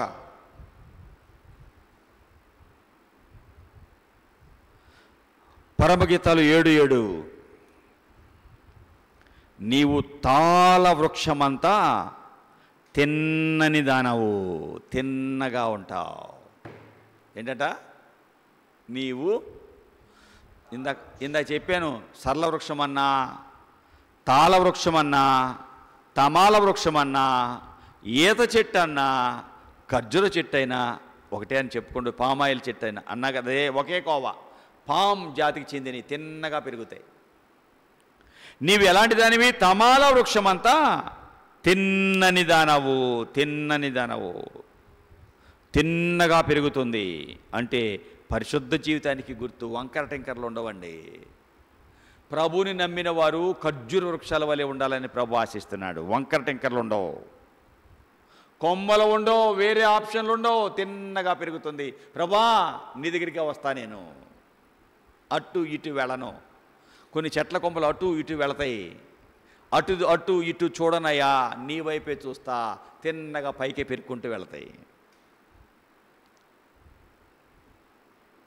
ఇది పరిశుద్ధతకు గుర్తు. నెక్స్ట్, ఖర్జూర చెట్లు దీర్ఘకాలం జీవిస్తాయి, ఎక్కువ కాలం బ్రతుకుతాయి, చాలా కాలం బ్రతుకుతాయి ఖర్జూర చెట్లు. కొబ్బరి చెట్లు కూడా అంతే, ఈత చెట్లు అంతే, తాడి చెట్లు అంతే, కొన్ని సంవత్సరాలు బ్రతుకుతాయి. ఖర్జూర చెట్లు దీర్ఘకాలము జీవిస్తాయి. కీర్తనలు 92వ అధ్యాయం 12వ వచనము. కీర్తన గ్రంథము 92వ అధ్యాయము ముగిస్తున్నా నేను, ఎందుకంటే ఖర్జూర మట్లతో ఈరోజు వచ్చారు. ఎందుకు ఖర్జూర మట్ల పట్టుకున్నారు? నీతిమంతులు ఖర్జూర వృక్షం వలె మవ్వ వేస్తారు, లెబానోను మీది దేవదారు వృక్షం వలె ఎదుగుతారు. వారు యెహోవా మందిరములో నాటబడిన వారై దేవుని ఆవరణములో వర్ధిల్లుతారు, మందిరములో నాటబడతారు. 15, వారు ముసలితనమందు ఇంకా చిగురు పెడతారు, సారము కలిగి పచ్చగా ఉంటారు, ప్రభువుని కలిగిన వారు. అంటే ప్రభు కాపుదల ఆయన బిడ్డలకు ఉంటుంది. వృద్ధాప్యంలో కూడా ఆనందంగానే ఉంటారు, బాధలు ఉండవు. ప్రభువుని కలిగిన వారు కాపుదల ఉంటుంది దేవుని బిడ్డలకి. కీర్తనలో 46:4, ముదిమి వచ్చు వరకు నిన్ను ఎత్తుకుని వాడను నేనే, చంక పెట్టుకుని వాడను, రక్షించేవాడను నేనే. ఏంటి? ముదిమి వచ్చు వరకు ఎత్తుకునేవాడను నేనే. ప్రభు ఎలాగా ఆయన నమ్మిన బిడ్డలను ఎలా కాపాడతాడో ఆయన వాక్యం ఎంత స్పష్టంగా చెబుతుంది కదా. ప్రభువుని నమ్మితే, ప్రభుని పాదాలు పట్టుకుంటే ఈ ప్రభు, యెషయా గ్రంథం 46:4, యెషయా 46:4, ముదిమి వచ్చు వరకు నిన్ను ఎత్తుకుని వాడను నేనే, తల వెంట్రుకలు నెరిగి వరకు ముసలాడినైనా నిన్ను ఎత్తుకుంటాను నేనే చేశా, చంక పెట్టుకుని వాడను నేనే, ఎత్తుకొని రక్షించేవాడను నేనే. బాబా అందుకే ప్రభువుని కలిగిన మోషే 34 ద్వితీయోపదేశకాండం 7వ వచనంలో 120 సంవత్సరాలు బ్రతికాడు. మోషే ఎలా బ్రతికా? ఎంతకాలం? 120 సంవత్సరాలు బ్రతికాడు. దృష్టిమాంద్యం లేదు, కాళ్ళ సత్తువ తగ్గల. కాళ్ళకి సత్తువ తగ్గలేదు, దృష్టి మాంద్యము లేదు, కళ్ళు కనపట్ల అనలేదంటండి. ఎందుకు అంటే నీతిమంతులు, సామెతలు 10:25, నిత్యము నిలిచే కట్టడం లాగా ఉంటారు. ఒక కట్టడం ఎలా నిలబడుతుందో అలా నిలబడతారు. ఖర్జూర చెట్టు దీర్ఘకాలం ఉంటుంది. ప్రభు నమ్మిన వారు అనేకులు దీవెనకరంగా ఆరోగ్యకరంగా ఉంటారు. 6, ఖర్జూర చెట్టు దేవుని చేత ఆశీర్వదించబడుతుంది. దేవుడే దానిని ఆశీర్వదించాడు, మంచి పండ్లు ఇస్తుంది. అది ఎక్కడుందంట? దేవుని మందిరంలో నాటబడిన వారిగా ఉంటారు. దేవుడు మందిరంలో నిలబడతారండి ఖర్జూర వృక్షాలాగా. యెహోవా మందిరంలో నాటబడ్డవారై చిగురిస్తారు, వర్ధిల్లుతారు. ఆ దినాలలో మొదటి రాజులు 6:29 మందిర గోడల మీద తమాల వృక్ష పుష్పాలు గోడల మీద రాసేవారండి, బొమ్మలా వేసేవాళ్ళండి. దేవుడు మందిరంలో తమాల వృక్షం యొక్క ఆ పుష్పాలు, ఆ కాయలు వేసేవాళ్ళు, బొమ్మలు మందిరంలో ఉండేది. ఖర్జూర మట్టలో 7వది యేసయ్య సేవలో వాడుతున్నారు. యేసయ్య సేవలో జై జై అంటున్నారుగా, ఇప్పుడు వింటున్నాంగా. యోహాను సువార్త 12:13లో పరలోకములో కూడా ఏముంటాయి? ప్రకటన గ్రంథం 7వ అధ్యాయం 9వ వచనం చదవరా. ప్రకటన 7:9 ఏముంటాయి పరలోకంలో? ప్రతి జనము నుండి, ప్రతి వంశము నుండి, ప్రజలలో నుండి, ఆయా భాషలు మాట్లాడే వాళ్ళ నుండి లెక్కంపలేని గొప్ప సైన్యం కనపడుతుంది. తెల్లని వస్త్రాలు ధరించి ఏం పట్టుకుంటారంట? ఖర్జూర మట్టలు పట్టుకొని సింహాసనం నుండి, గొర్రెపిల్ల నుండి, దేవునికి, గొర్రెపిల్లకి, యేసయ్యకి, మా రక్షక స్తోత్రం స్తోత్రం అంటారంటండి. గొర్రెపిల్లకి, మా దేవుడికి స్తోత్రం జై అంటారట పరలోకంలో. భూలోకంలోనే కాదు, పరలోకంలో కూడా స్తోత్రం చెప్తారట. ఖర్జూర వృక్షము బహుగా ఫలిస్తుంది. ఎన్ని గుత్తులు వస్తాయో, ఏ చెట్టుకు వచ్చినట్టుగానే గుత్తులు గుత్తులుగా ఏలాడుతూ ఉంటాయి. వరి కంకులు ఎలా ఉంటాయో అలాగా గుత్తులుగా వస్తాయి. కొబ్బరి చెట్టుకి ఎన్ని ఎలాగా వస్తాయో, ఈత చెట్టుకి ఎన్ని కంకులు భయంకరంగా ఎలాగా వస్తాయో గుత్తులు గుత్తులుగా. ఖర్జూర వృక్షం బహుగా ఫలిస్తుంది. ప్రభు దగ్గరికి ఎవరైతే వస్తారో,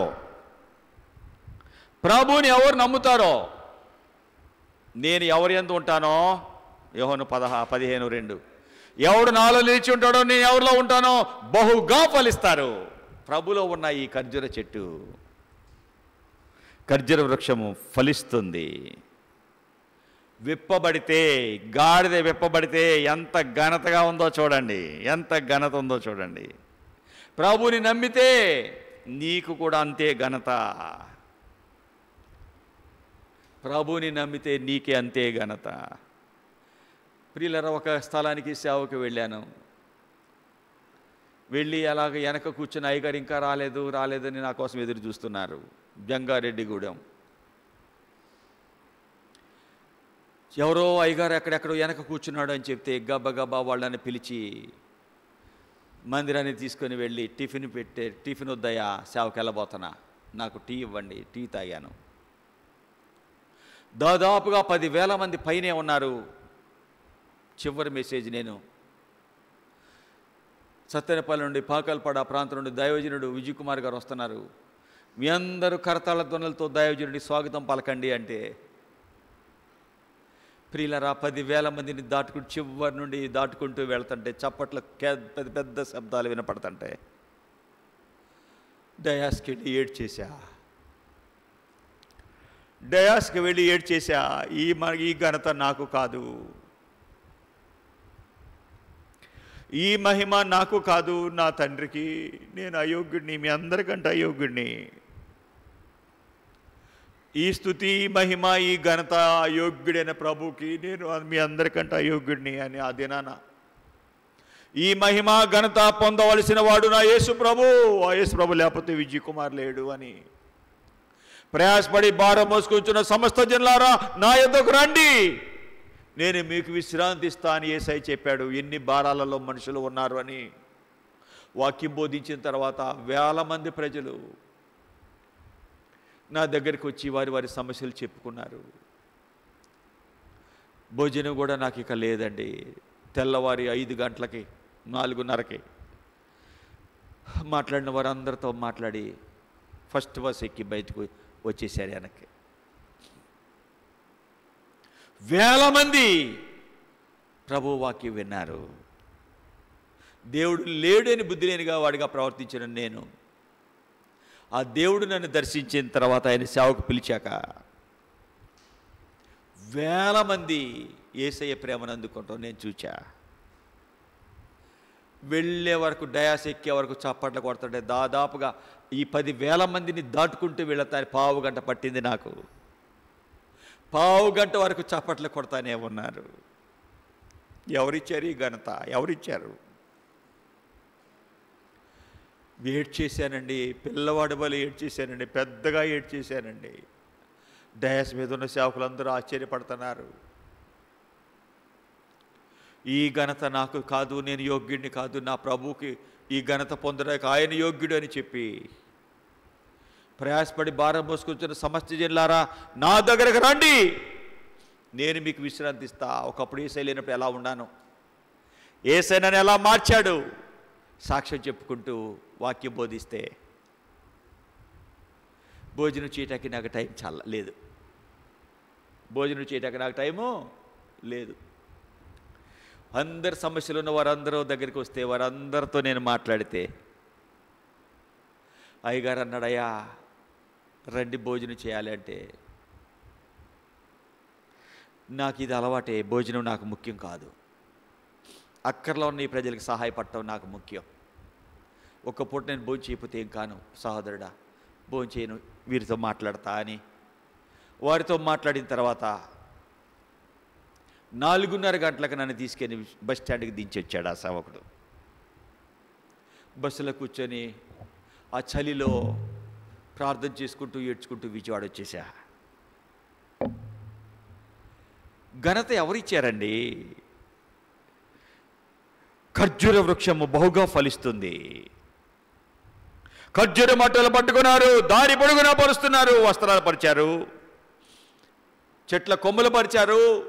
ఖర్జూర కొమ్మలు పట్టుకొని కేకలు పెడుతున్నారు, జయమో దావీదు కుమారునికి జయమో. ఏమన్నారు చెప్పండి. ఖర్జూర మట్టలు చేత పట్టుకొని కేకలు పెడుతున్నారు. ఏమని అరుస్తున్నారు? ఏమని అరుస్తున్నారు చెప్పండి. జయము 13వ వచనం యోహాను 12. ఖర్జూర మట్టలు పట్టుకొని నేను ఎదుర్కొనబోయి జయము ప్రభు పేరట వచ్చుచున్న ఇశ్రాయేలు రాజు, మా రాజు వస్తున్నాడు, యెరూషలేము వస్తున్నాడు. భయము నుండి విడిపిస్తాడు, బాధల నుండి విడిపిస్తాడు, కష్టాల నుండి విడిపిస్తాడు, కలవరము నుండి విడిపిస్తాడు, రోగాల నుండి విడిపిస్తాడు. మా రాజు పరలోకం చేరుస్తాడు. మా రాజు జయము జయము. మార్కు 11:9 జయము. మత్తయి 21:9 దావీదు కుమారునికి జయము. లూకా 19:37 ప్రభు పేట వచ్చు రాజు స్తుతించబడుగాక. యోహాను 12:13 జయము. జయ జయ ధ్వానాలు యేసయ్య వస్తూ ఉండగా యెరూషలేములో వినపడుతున్నాయి. ఈ రాజు నీ కుటుంబానికి జయమియాలి, ఓటమితో నీ జీవితంలో జయమివ్వాలి, అసమాధానంతో నీ కుటుంబానికి జయమివ్వాలి, బాధలో నెమ్మది లేని నీ కుటుంబానికి జయమివ్వాలి అని ఆశిస్తున్నాడు. వస్తావా యేసయ్య దగ్గరికి? ఆయన సేవకులు పంపాడు నిన్ను విప్పాలని. అనేకులు దీవెనగా ఉండాలని ఆశిస్తున్నాడు. అలాంటి దీవెనకరంగా బ్రతికే బ్రతుకు ప్రభు మనకు అనుగ్రహించి మన జీవితాల ద్వారా ప్రియ ప్రభువే ఆయన నామాన్ని మహిమపరచుకొను గాక. ఆమేన్, ఆమేన్. ప్రార్థన చేసుకుందాం. ప్రభు చెప్పండి. ప్రభువా, జయశీలుడు నీవయ్యా, గాడిద లక్షణాలు నాలోనే ఉన్నాయ్యా. దైవజనుడు చెప్పినట్టుగా రాజులు గుర్రాలు ఏనుగులు ఒంటెలు ఎన్నుకుంటే రాజువైన యేసయ్యా నాలాంటి గాడిదల స్వభావం నన్ను ఎన్నుకున్నావు. నీవు లేకపోతే విలువ లేదు, నీవు లేకపోతే ఘనత లేదు. బుద్ధి జ్ఞానం లేనిది, వికారమైనది, లోబడనది, తిరగబడేది, తప్పిపోయేది, కృతజ్ఞత లేనిది, కొండలకు అలవాటు పడింది, అరణ్యానికి అలవాటు పడింది, పర్వతాలకు అలవాటు పడింది, రక్షణ లేనిది నువ్వయ్యా. విడిపిస్తే నీ సేవకుల ద్వారా ఘనత వచ్చింది గాడిదకి. నేనే గాడిదని, నేనే కట్లీగో ఇవి ఉన్నాయ్యా, శరీరాశలు ఉన్నాయి, లోకాశలు ఉన్నాయి, వ్యర్థమైన మాటలు ఉన్నాయి. ఇదిగో ఈ తప్పులున్నాయి, ఈ పాపం ఉంది, విడిపించు. ప్రభువుకు చెప్పండి. ప్రభు విడిపించేవాడు. ప్రభు ఆయన సేవకులు పంపాడు, సేవకుల ద్వారా వాక్యం అందించాడు.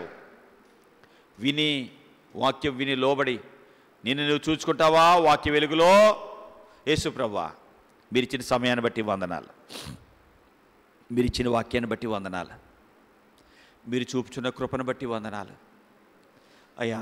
గాడిదలాగా ఉన్న నాలాంటి వాడిని మార్చావయ్యా.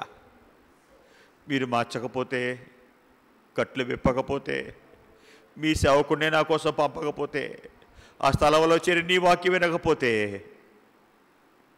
విజయకుమారని గాడిద ఎప్పుడో నశించుండేది. మీ సేవకులను పంపి నా కట్లు విప్పి నిజ దేవుడు నీవు తెలుసుకునేటట్లుగా చేసి మీ ద్వారా ఈ ఘనత, ఈ మెట్టుకు నన్ను తెచ్చావయ్యా. ఇక్కడున్న బిడ్డలను కూడా మీ కొరకు నిలబెట్టండి. ఖర్జూరం మట్టలు చేత పట్టుకొని ఎలా జయమని కేకలు వేస్తూ ప్రజలు వచ్చారో, ఖర్జూర వృక్షం ఎంత దీవెన, నీ ఎలాగా ఆశీర్వాదకరంగా ఉంటుందో, ఖర్జూర వృక్షంలో ఉన్న లక్షణాలు ఏంటో మేము విన్నాము. బహుగా ఫలించేది, తిన్నగా పెరుగుతుంది, సౌందర్యంగా ఉంటుంది, జయానికి గుర్తు ప్రభా విన్నామయ్యా.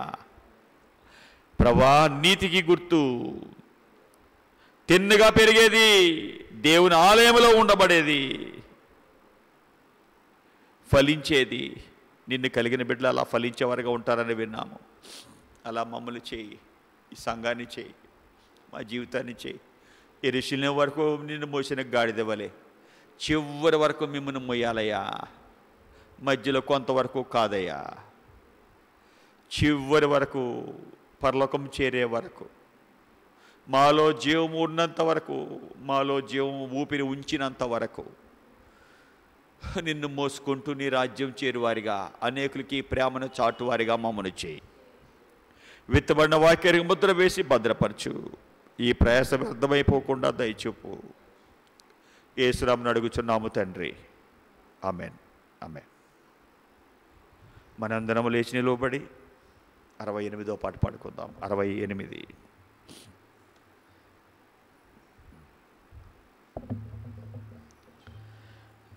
దేవుని సన్నిధిలో చేరిన మనము ప్రభు సన్నిధిలో మన హృదయాలు పెడదాం.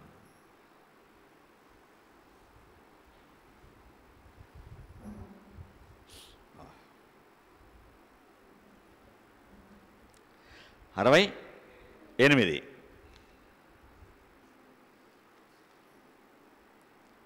యేసురాజు వచ్చుచున్నాడు, హోసన్నా గీతం పాడేదం.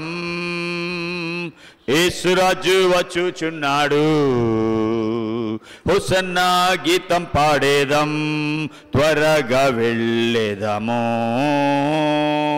త్వరగా వెళ్ళేదము. హోసన్నా జయమే, హోసన్నా జయమే, హోసన్నా జయం మనదే.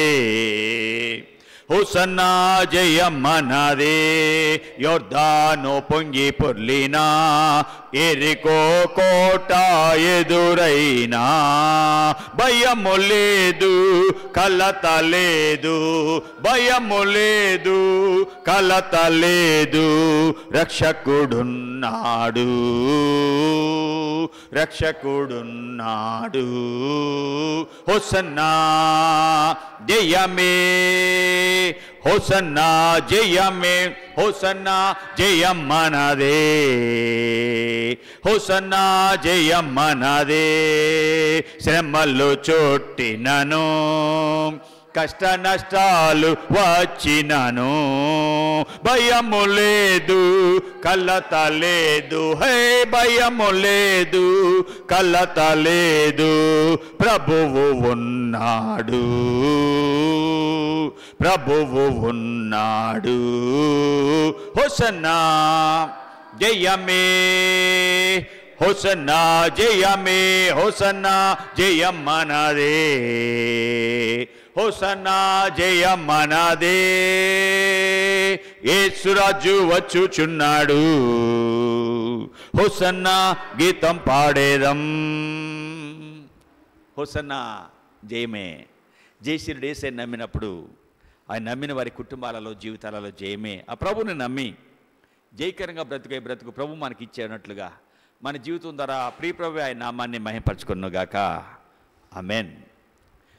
వచ్చే శుక్రవారము గుడ్ ఫ్రైడే యేసయ్య మన కొరకు ప్రాణం అర్పించిన దినం. ఆ దినాన 11:30 గంటలకి మెయిన్ మందిరంలోనే అక్కడే మన ఆరాధన ఉంటుంది. అక్కడే ప్రభు బలం ఉంటాము, అక్కడే భోజనం చేసుకొని వెనక్కి వస్తాం, ఇక్కడ ఉండదు. అలాగే నెక్స్ట్ ఆదివారము 11 గంటలకి అక్కడ ఆరాధన ఉంటుంది. ఈస్టర్ యేసయ్య తిరిగి లేచిన దినం. ఆ తర్వాత ఇక్కడ కూడా ఆయన వాక్యాన్ని మనం వింటాం. సమయాన్ని పాటించుకుందాం. స్నేహితులను ఇరుగు పొరుగు వారిని ఆహ్వానించండి. చెప్పమ్మా అమ్మా.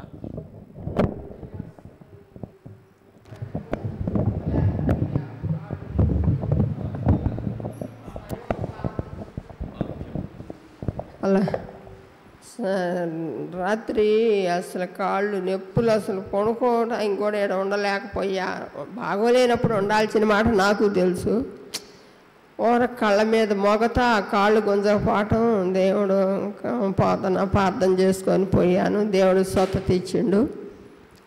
4 రోజుల నాడు తాళ చెయ్యి రోజు తాళం వెంకనే తగిలేస్తా. ఆ తాళ చెయ్యి కానరాల తగిలిచ్చిన కాడ లేదు, సంచిలో పడ్డది, నేను చూసుకోవాలా. ఇంక నేను ప్రార్థన చేసుకొని భయం పడుతుంది. అయ్యగారికి ఏం చెప్పాలని, ఈ తాళ చేయబోయింది, నేనేం చెయ్యాలని ప్రార్థన కూడా నడవకుండా నాకు భయం పడుతుంది. ఇంకా పడుకుంటే నా చేతిలోనే ఉంటుంది తాళ చేయి, పడుకుంటే చేతిలోనే ఉంటుంది, చేతి లేదు. నాకు ఏం తిట్టుంది, ఆడలో ఉందలే అని ఇంకా అనుకున్నా. తెల్లారి పొద్దున్న చూస్తే ఆ వంకెని తగిలిచ్చిన కాడ సంచిలో పడి ఉంది. దేవునికి వందనాలు. ఓకే ఓకే ప్రభువా, ఈ తల్లిని ఎలా ముట్టావు, వందనాలు. అవును, ఒక క్రమశిక్షణ కలిగిన సేవ ఇది. ఎలా పడితే అలా ఉంటే నేను ఒప్పుకోను, నువ్వు అసలు ఒప్పుకోవు. కాబట్టి ప్రతిదీ మేము క్రమము కలిగిన వారిగానే ఉండాలి. పరలోకమంతా క్రమము కలిగిన వారితోనే ఉంటుంది. ఇక్కడ మేము నేర్చుకుంటే ఆ క్రమం అక్కడ పాటించగలం. కాబట్టి ఆ మెట్లు మేము నడుచుటకు దయ చూపండి. ఈ ఆహారం ఇచ్చే వందనాలు. ఈ యొక్క మా కొరకు జయోత్సవంతో యెరూషలేము వచ్చిన మట్లాది వారాన్ని మేము సంతోషంగా జరుపుకున్నాం. ఈ ఆనందం పంచుకుంటున్నాం. ఈ ఆహారాన్ని దీవించండి. తించిన బిడ్డలకు ఆనందం దయచేయి, ఆశీర్వాదం దయచేయి. యేసునామమున నడుచున్నాం తండ్రి, ఆమేన్. తండ్రి దేవుని దయ, ప్రభువైన యేసుక్రీస్తు యొక్క కృప, పరిశుద్ధాత్మ దేవుని సహవాసం మనకు తోడుగా ఉండి ఖర్జూర వృక్షం వలె మొవ్వ వేస్తూ అనేకులు దీవెనకరంగా మన బ్రతుకులు మార్చుకొని ప్రభువు యొక్క మహిమను అనేకులు చాటువారిగా, కట్టబడిన గాడిద విడిపించబడినట్లుగా మనం విడిపించబడి అనేకులు దీవెనకరంగా మన బ్రతుకులను మలచబడి ప్రభువు నామానికి మహిమ తెచ్చేవారుగా ఉన్నట్లుగా తగిన కృపను ప్రభు మనకు అనుగ్రహించి మన జీవితం ద్వారా ప్రియ ప్రభువే ఆయన నామాన్ని మహిమపరచుకొనుగాక. Amen amen amen. అందరికీ వందనాలు.